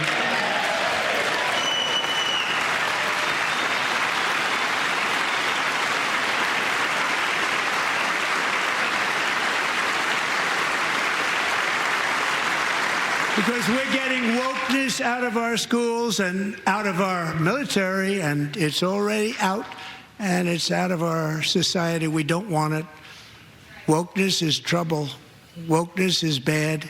It's gone. It's gone. And we feel so much better for it, don't we? Don't we feel better?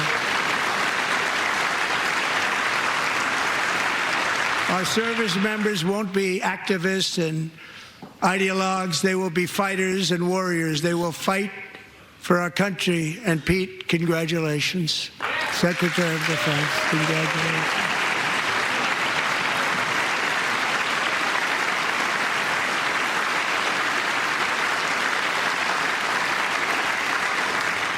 And he's not big into the woke movement, I can tell you. I know him well. I am pleased to report that in January, the U.S. Army had its single best recruiting month in 15 years, and that all armed services are having among the best recruiting results ever in the history of our services. What a difference.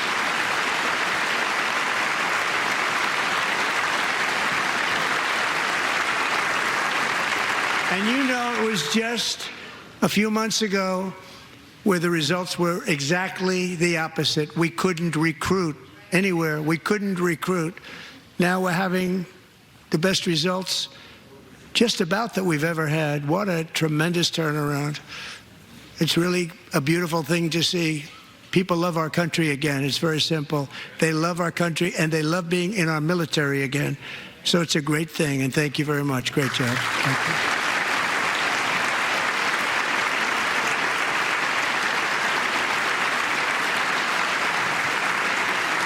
We're joined tonight by a young man, Jason Hartley, who knows the weight of that call of duty. Jason's father, grandfather, and great-grandfather all wore the uniform. Jason tragically lost his dad, who was also a Los Angeles County Sheriff's deputy when he was just a boy, and now he wants to carry on the family legacy of service. Jason is a senior in high school, a six-letter varsity athlete, a really good athlete, they say, a brilliant student with a 4.46, that's good, GPA. And his greatest dream is to attend the U.S. Military Academy at West Point.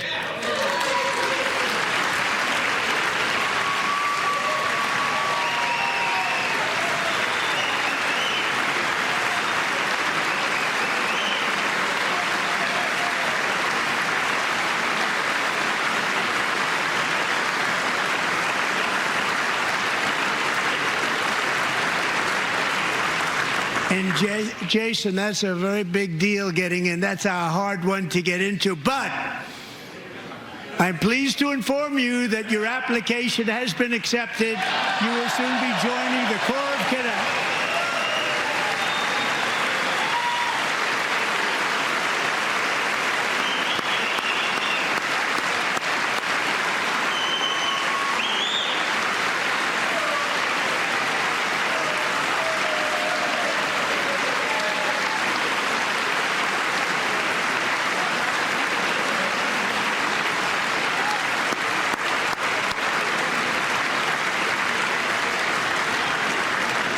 Thank you. Jason, you're going to be on the long gray line, Jason. As Commander-in-Chief, my focus is on building the most powerful military of the future. As a first step, I'm asking Congress to fund a state-of-the-art Golden Dome missile defense shield to protect our homeland, all made in the USA.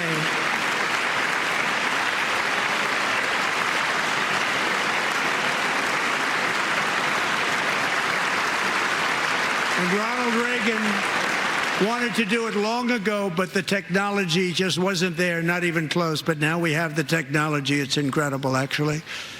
And other places, they have it. Israel has it. Other places have it. And the United States should have it too, right, Tim, right? They should have it too. So I want to thank you. But it's a very, very important. This is a very dangerous world. We should have it. We want to be protected, and we're going to protect our citizens like never before.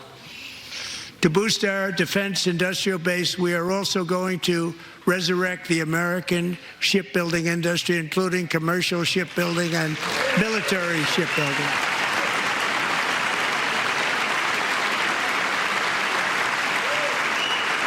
And for that purpose, I am announcing tonight that we will create a new Office of Shipbuilding in the White House and offer special tax incentives to bring this industry home to America where it belongs. We used to make so many ships. We don't make them anymore very much, but we're going to make them very fast, very soon. It will have a huge impact. To further enhance our national security, my administration will be reclaiming the Panama Canal, and we've already started doing it.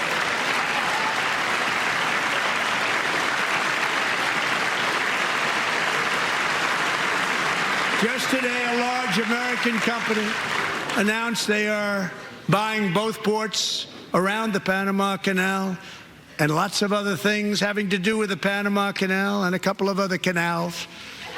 The Panama Canal was built by Americans for Americans, not for others, but others could use it.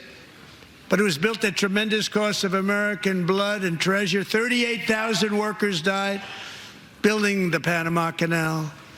They died of malaria, they died of snake bites and mosquitoes. Not a nice place to work. They paid them very highly to go there, knowing there was a 25% chance that they would die. The most expensive project also that was ever built in our country's history, if you bring it up to modern day costs. It was given away by the Carter administration for $1, but that agreement has been violated very severely. We didn't give it to China. We gave it to Panama, and we're taking it back.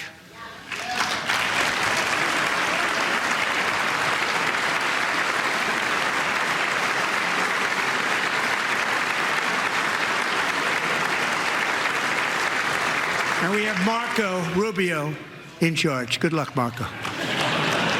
Now, we know who to blame if anything goes wrong. Marco's been amazing, and he's going to do a great job. Think of it. He got 100 votes. You know, he was approved with actually 99, but the 100th was this gentleman, and I feel very certain. So let's assume he got 100 votes. And I'm either very, very happy about that or I'm very concerned about it. But he's already proven. I mean, he's a great gentleman. He's respected by everybody, and we appreciate you voting for Marco. He's going to do a fantastic job. Thank you. Thank you. He's doing a great job. Great job. And I also have a message tonight for the incredible people of Greenland. We strongly support your right to determine your own future.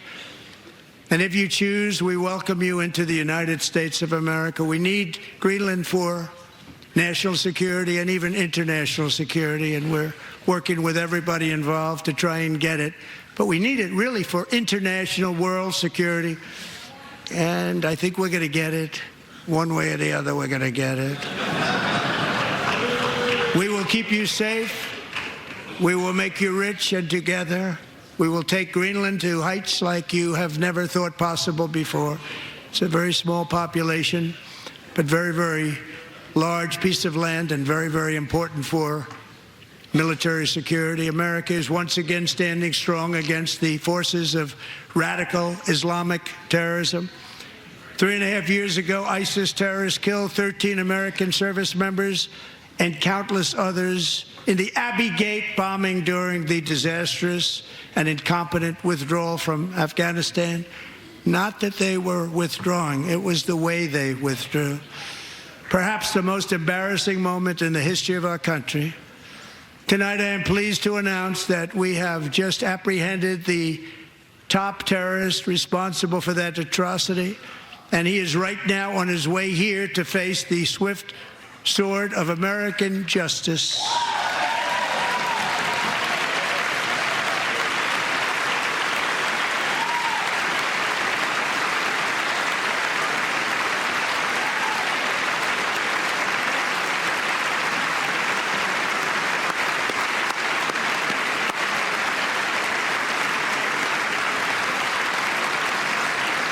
And I want to thank especially the government of Pakistan for helping arrest this monster.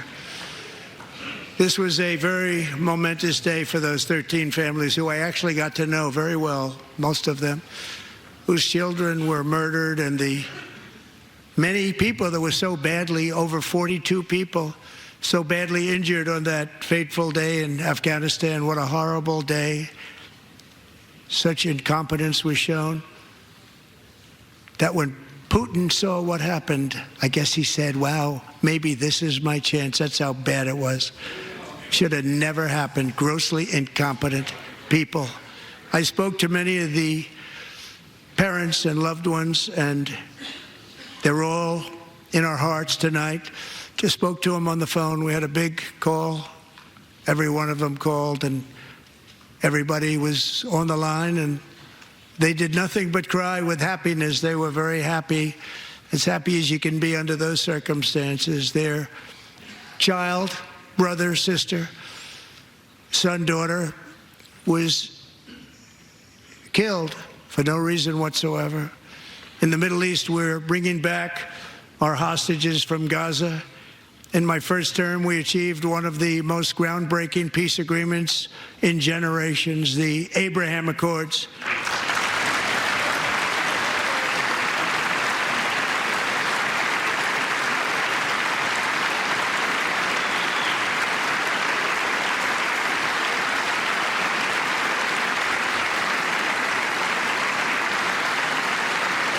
And now we're going to build on that foundation to create a more peaceful and prosperous future for the entire region. A lot of things are happening in the Middle East. People have been talking about that so much lately with everything going on with Ukraine and Russia. But a lot of things are happening in the Middle East. It's a rough neighborhood, actually. I'm also working tirelessly to end the savage conflict in Ukraine. Millions of Ukrainians and Russians have been needlessly killed or wounded in this horrific and brutal conflict with no end in sight. The United States has sent hundreds of billions of dollars to support Ukraine's defense with no security, with no anything.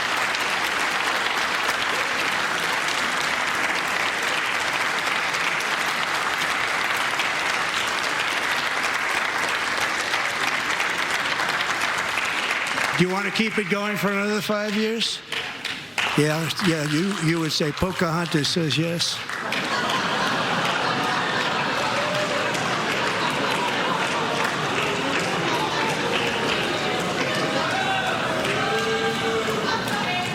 $2,000 people are being killed every single week. More than that. They're Russian young people. They're Ukrainian young people. They're not Americans. But I want it to stop. Meanwhile, Europe has sadly spent more money buying Russian oil and gas than they have spent on defending Ukraine, by far. Think of that. They've spent more buying Russian oil and gas than they have defending. And we've spent perhaps $350 billion, like taking candy from a baby. That's what happened. And they've spent $100 billion. What a difference that is. And we have an ocean separating us, and they don't. But we're getting along very well with them, and lots of good things are happening. Biden has authorized more money in this fight than Europe has spent by billions and billions of dollars. It's hard to believe that they wouldn't have stopped it and said at some point, come on, let's equalize. You got to be equal to us. But that didn't happen. Earlier today, I received an important letter from President Zelensky of Ukraine. The letter reads, Ukraine is ready to come to the negotiating table as soon as possible to bring lasting peace closer. Nobody wants peace more than the Ukrainians, he said. My team and I stand ready to work under President Trump's strong leadership to get a peace that lasts. We do really value how much America has done to help Ukraine maintain its sovereignty and independence. Regarding the agreement on minerals and security, Ukraine is ready to sign it at any time that is convenient for you. I appreciate that he sent this letter, just got it a little while ago. Simultaneously, we've had serious discussions with Russia and have received strong signals that they are ready for peace. Wouldn't that be beautiful? Wouldn't that be beautiful?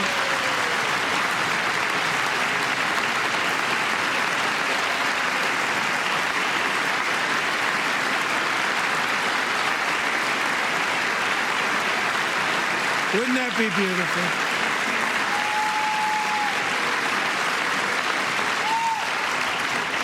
It's time to stop this madness. It's time to halt the killing. It's time to end this senseless war. If you want to end wars, you have to talk to both sides.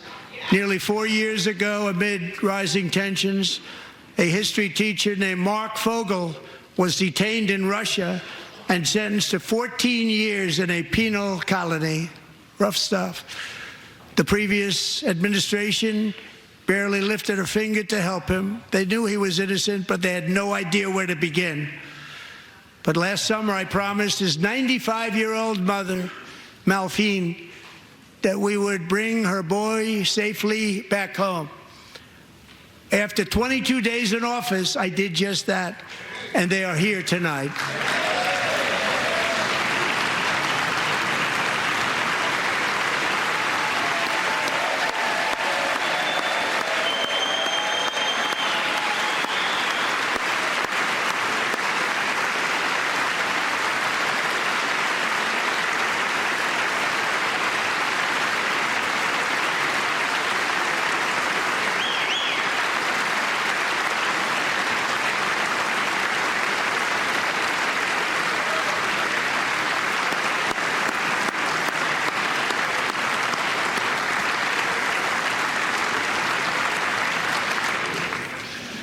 To Mark and his great mom, we are delighted to have you safe and sound and with us.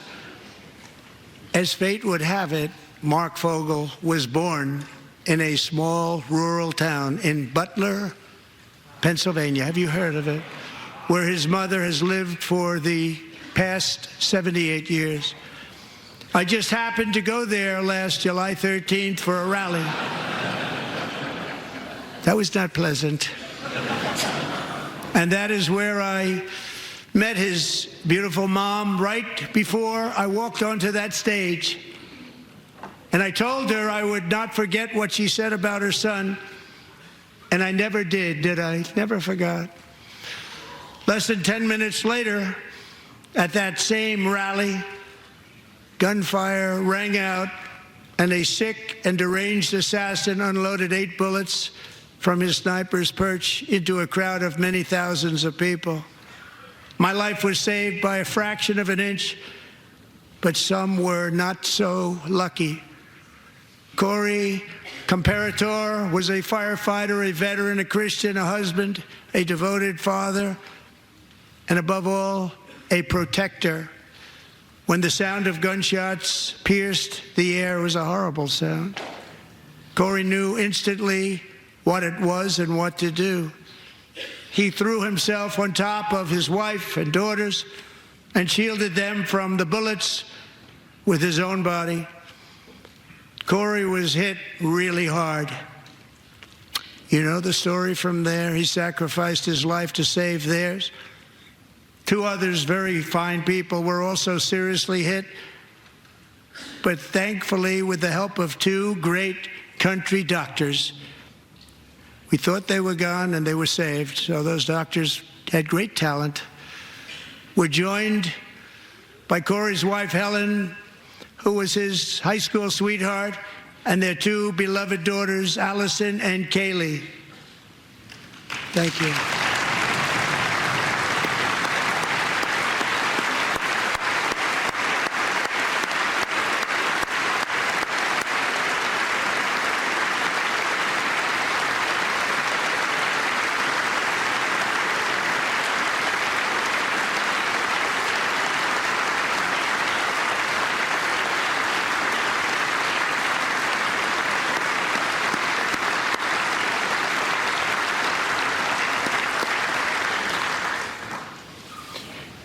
To Helen, Allison, and Kaylee, Corey is looking down on his 3 beautiful ladies right now, and he is cheering you on. He loves you.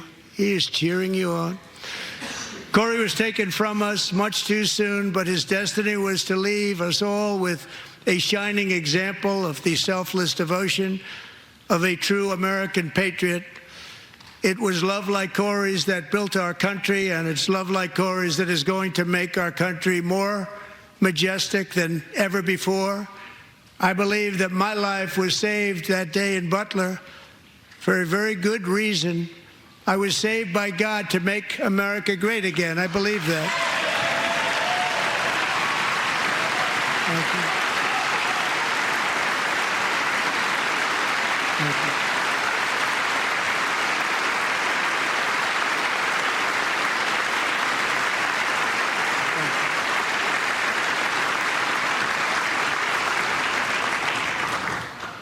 Thank you very much. From the patriots of Lexington and Concord to the heroes of Gettysburg and Normandy, from the warriors who crossed the Delaware to the trailblazers who climbed the Rockies, and from the legends who soared at Kitty Hawk to the astronauts who touched the moon, Americans have always been the people who defied all odds, transcended all dangers, made the most extraordinary sacrifices, and did whatever it took to defend our children, our country, and our freedom. And as we have seen in this chamber tonight, that same strength, faith, love, and spirit is still alive and thriving in the hearts of the American people. Despite the best efforts of those who would try to censor us, silence us, break us, destroy us, Americans are today a proud, free, sovereign, and independent nation that will always be free, and we will fight for it till death. We will never let anything happen to our beloved country, because we are a country of doers, dreamers, fighters, and survivors. Our ancestors crossed a vast ocean, strode into the unknown wilderness, and carved their fortunes from the rock and soil of a perilous and very dangerous frontier. They chased our destiny across a boundless continent. They built the railroads, laid the highways, and graced the world with American marvels like the Empire State Building, the mighty Hoover Dam, and the towering Golden Gate Bridge. They lit the world with electricity, broke free of the force of gravity, fired up the engines of American industry, vanquished the communists, fascists, and Marxists all over the world, and gave us countless modern wonders sculptured out of iron, glass, and steel. We stand on the shoulders of these pioneers who won and built the modern age, these workers who poured their sweat into the skylines of our cities, these warriors who shed their blood on fields of battle and gave everything they had for our rights and for our freedom. Now it is our time to take up the righteous cause of American liberty, and it is our turn to take America's destiny into our own hands and begin the most thrilling days in the history of our country. This will be our greatest era. With God's help, over the next 4 years, we are going to lead this nation even higher, and we are going to forge the freest, most advanced, most dynamic, and most dominant civilization ever to exist on the face of this earth.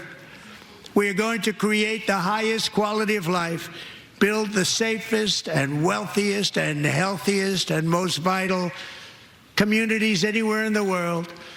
We are going to conquer the vast frontiers of science, and we are going to lead humanity into space and plant the American flag on the planet Mars and even far beyond.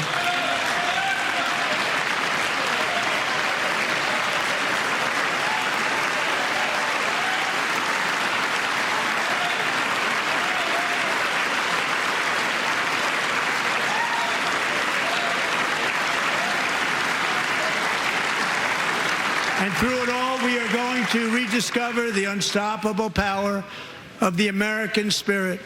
And we are going to renew unlimited promise of the American dream. Every single day we will stand up and we will fight, fight, fight for the country our citizens believe in and for the country our people deserve.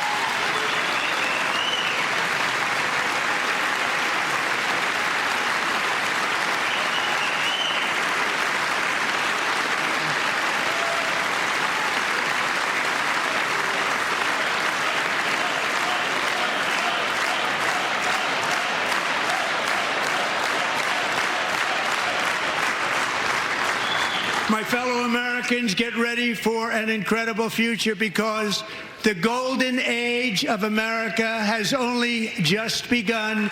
It will be like nothing that has ever been seen before. Thank you, God bless you, and God bless America. And President Trump concluding what we believe is the longest speech of this type made to Congress. A speech that took many, many arcs. There were, in fact, some surprises in there, some poignant moments. Also some moments I think many would agree probably weren't helpful, including those protests we saw early by some Democratic members and at least one being escorted out at the bequest of the Speaker.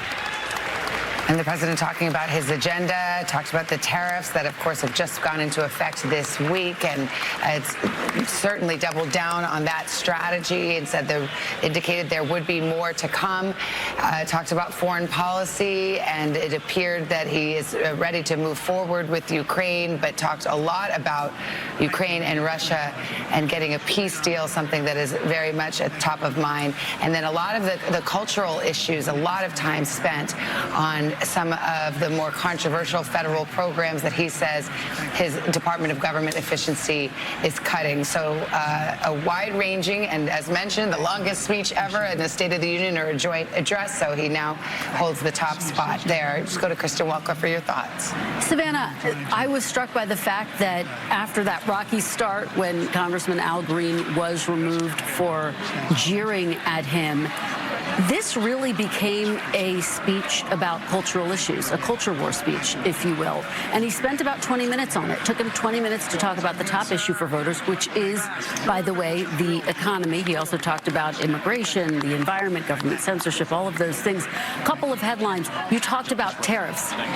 That's obviously a huge issue because there's a lot of concern among some Republicans that the tariffs that he's imposed against Mexico and Canada and China could drive up prices. He acknowledged, quote, there will be a little disturbance and it will require a little adjustment. That is significant. That's the furthest that he's ever leaned into that.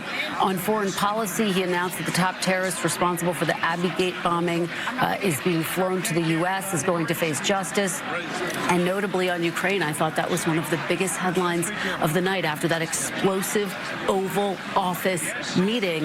The president seeming to indicate some progress has been made. President Zelensky sending him a note indicating he wants to make peace. He wants to move forward on that minerals deal, which is seen as the first step, and saying that he'd had some significant conversations with the Russians as well. He said it would be beautiful to get a deal. So I think those are some of the significant headlines.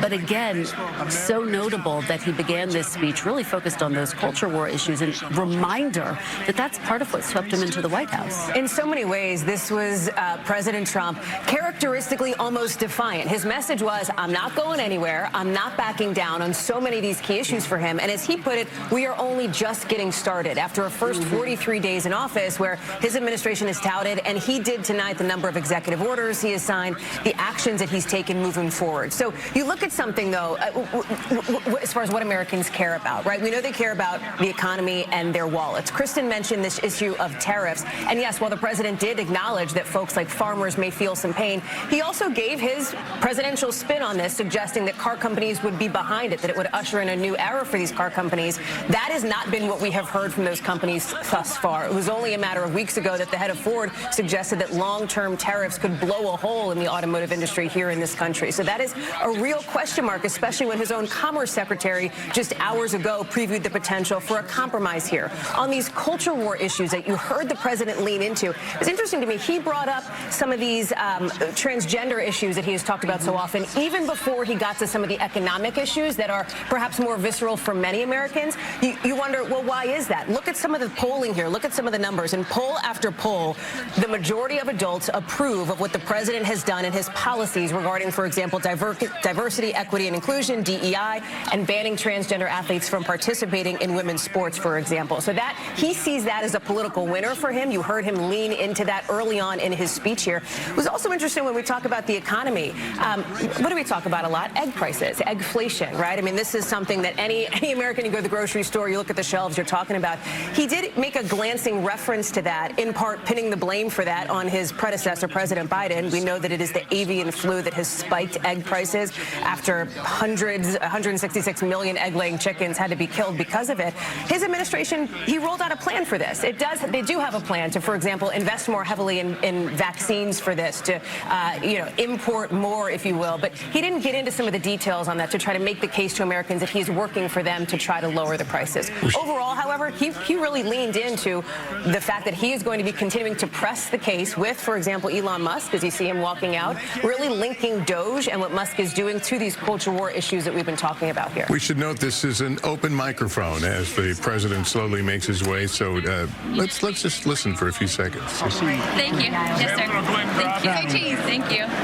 Love you, Mr. President. Yes. Thank you, everybody. Look at this beautiful.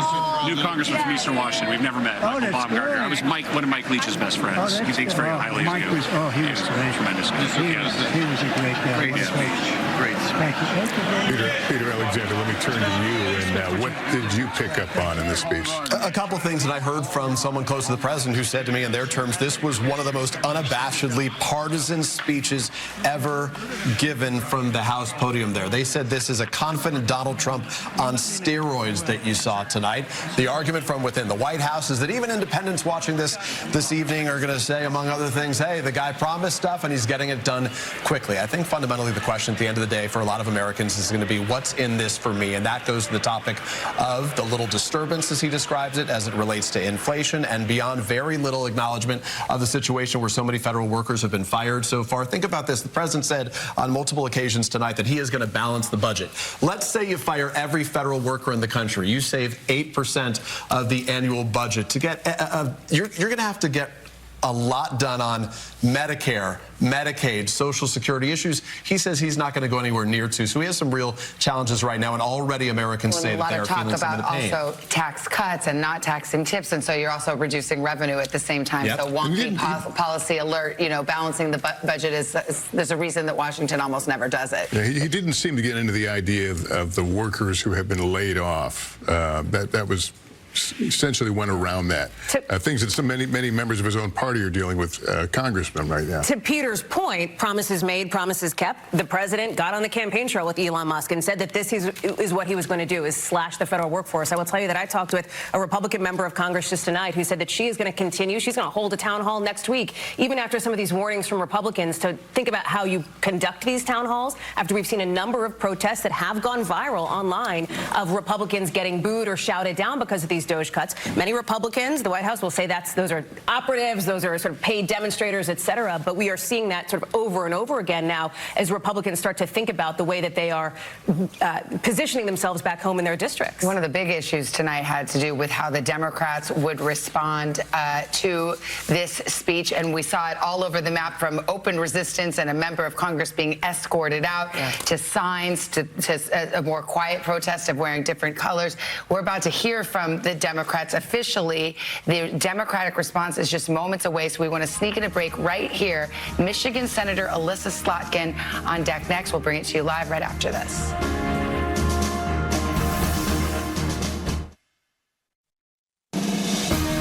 Welcome back to our special coverage of President Trump's joint address to Congress, when the president praised his administration's cuts to the federal workforce along with the tariffs put in place today. Yeah, a speech that it was wide-ranging in the subject matter, and any moment now we're about to hear from the Democrats here. The response will come from Michigan Senator Elissa Slotkin. She's a former CIA analyst. She served in Iraq as well.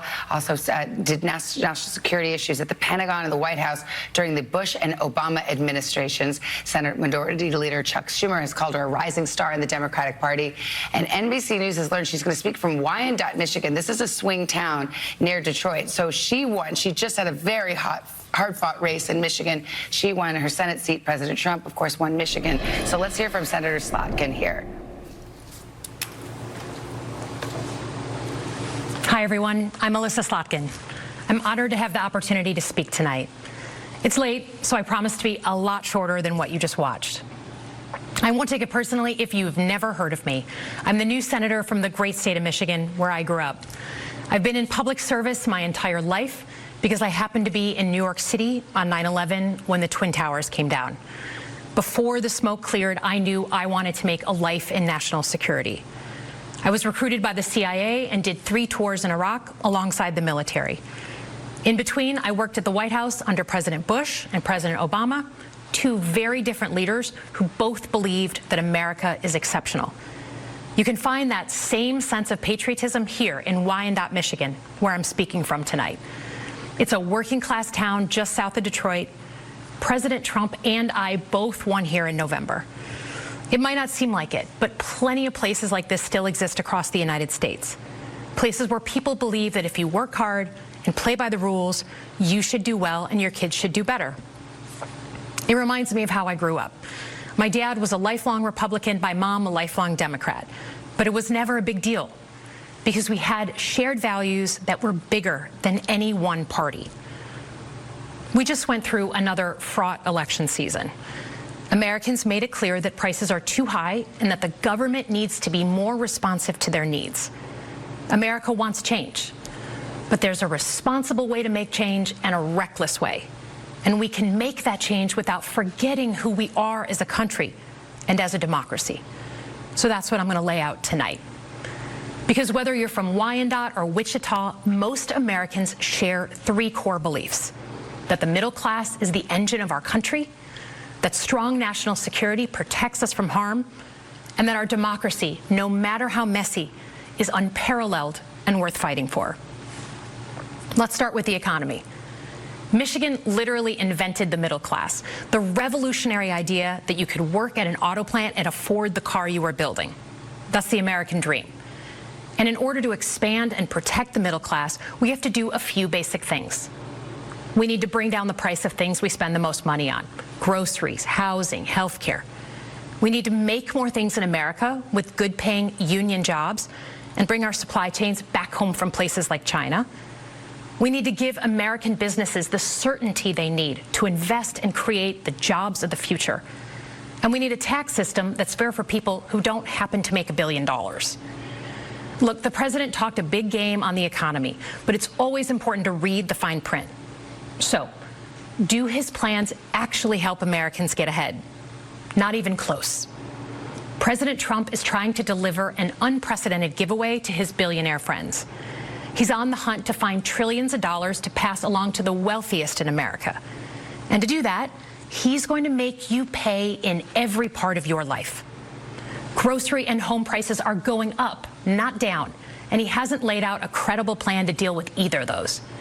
His tariffs on allies like Canada will raise prices on energy, lumber, and cars, and start a trade war that will hurt manufacturing and farmers. Your premiums and prescriptions will cost more because the math on his proposals doesn't work without going after your health care. Meanwhile, for those keeping score, the national debt is going up, not down. And if he's not careful, he could walk us right into a recession. And one more thing. In order to pay for his plan, he could very well come after your retirement, the Social Security, Medicare, and VA benefits you worked your whole life to earn. The president claims he won't, but Elon Musk just called Social Security the biggest Ponzi scheme of all time. While we're on the subject of Elon Musk, is there anyone in America who is comfortable with him and his gang of 20-year-olds using their own computer servers to poke through your tax returns, your health information, and your bank accounts? No oversight, no protections against cyber attack, no guardrails on what they do with your private data. We need a more efficient government. You want to cut waste? I'll help you do it. But change doesn't need to be chaotic or make us less safe. The mindless firing of people who work to protect our nuclear weapons, keep our planes from crashing, and conduct the research that finds the cure for cancer, only to rehire them 2 days later? No CEO in America could do that without being summarily fired. Okay, so we've talked about economic security. How about national security? Let's start with the border. As someone who spent my whole career protecting our homeland, every country deserves to know who and what is coming across its border. Period.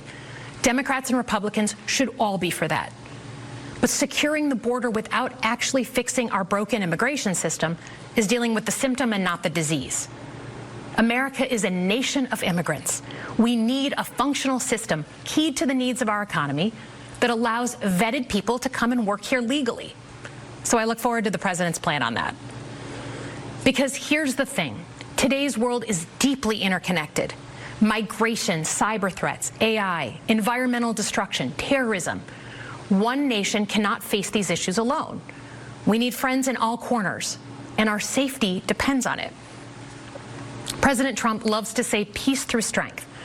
That's actually a line he stole from Ronald Reagan. But let me tell you, after the spectacle that just took place in the Oval Office last week, Reagan must be rolling in his grave. We all want an end to the war in Ukraine, but Reagan understood that true strength required America to combine our military and economic might with moral clarity. And that scene in the Oval Office wasn't just a bad episode of reality TV. It summed up Trump's whole approach to the world. He believes in cozying up to dictators like Vladimir Putin and kicking our friends like the Canadians in the teeth. He sees American leadership as merely a series of real estate transactions. As a Cold War kid, I'm thankful it was Reagan and not Trump in office in the 1980s. Trump would have lost us the Cold War. Donald Trump's actions suggest that in his heart, he doesn't believe we're an exceptional nation. He clearly doesn't think we should lead the world. Look, America is not perfect, but I stand with the majority of Americans who believe we are still exceptional, unparalleled. And I would rather have American leadership over Chinese or Russian leadership any day of the week. Because for generations, America has offered something better. Our security and our prosperity, yes, but our democracy, our very system of government, has been the aspiration of the world. And right now, it's at risk. It's at risk when the president decides you can pick and choose what rules you want to follow, when he ignores court orders and the Constitution itself, or when elected leaders stand by and just let it happen. But it's also at risk when the president pits Americans against each other, when he demonizes those who are different and tells certain people they shouldn't be included. Because America is not just a patch of land between two oceans. We are more than that. Generations have fought and died to secure the fundamental rights that define us. Those rights and the fight for them make us who we are. We're a nation of strivers, risk takers, innovators, and we are never satisfied. That is America's superpower. And look, I've lived and worked in many countries. I've seen democracies flicker out. I've seen what life is like when a government is rigged. You can't open a business without paying off a corrupt official. You can't criticize the guys in charge without getting a knock at the door in the middle of the night. So as much as we need to make our government more responsive to our lives today, don't for one moment fool yourself that democracy isn't precious and worth saving. But how do we actually do that? I know a lot of you have been asking that question. First, don't tune out. It's easy to be exhausted, but America needs you now more than ever. If previous generations had not fought for this democracy, where would we be today? Second, hold your elected officials, including me, accountable. Watch how they're voting. Go to town halls and demand they take action. That's as American as apple pie. Third, organize. Pick just one issue you're passionate about and engage. And doom scrolling doesn't count. Join a group that cares about your issue and act. And if you can't find one, start one. Some of the most important movements in our history have come from the bottom up. In closing, we all know that our country is going through something right now. We're not sure what the next day is going to hold, let alone the next decade. But this isn't the first time we've experienced significant and tumultuous change as a country. I'm a student of history, and we've gone through periods of political instability before. And ultimately, we've chosen to keep changing this country for the better. But every single time, we've only gotten through those moments because of two things: engaged citizens and principled leaders. Engaged citizens who do a little bit more than they're used to doing to fight for the things that they care about, and principled leaders who are ready to receive the ball and do something about it. So thank you tonight for caring about your country. Just by watching, you qualify as engaged citizens. And I promise that I and my fellow Democrats will do everything in our power to be the principled leaders that you deserve. Good night, everyone.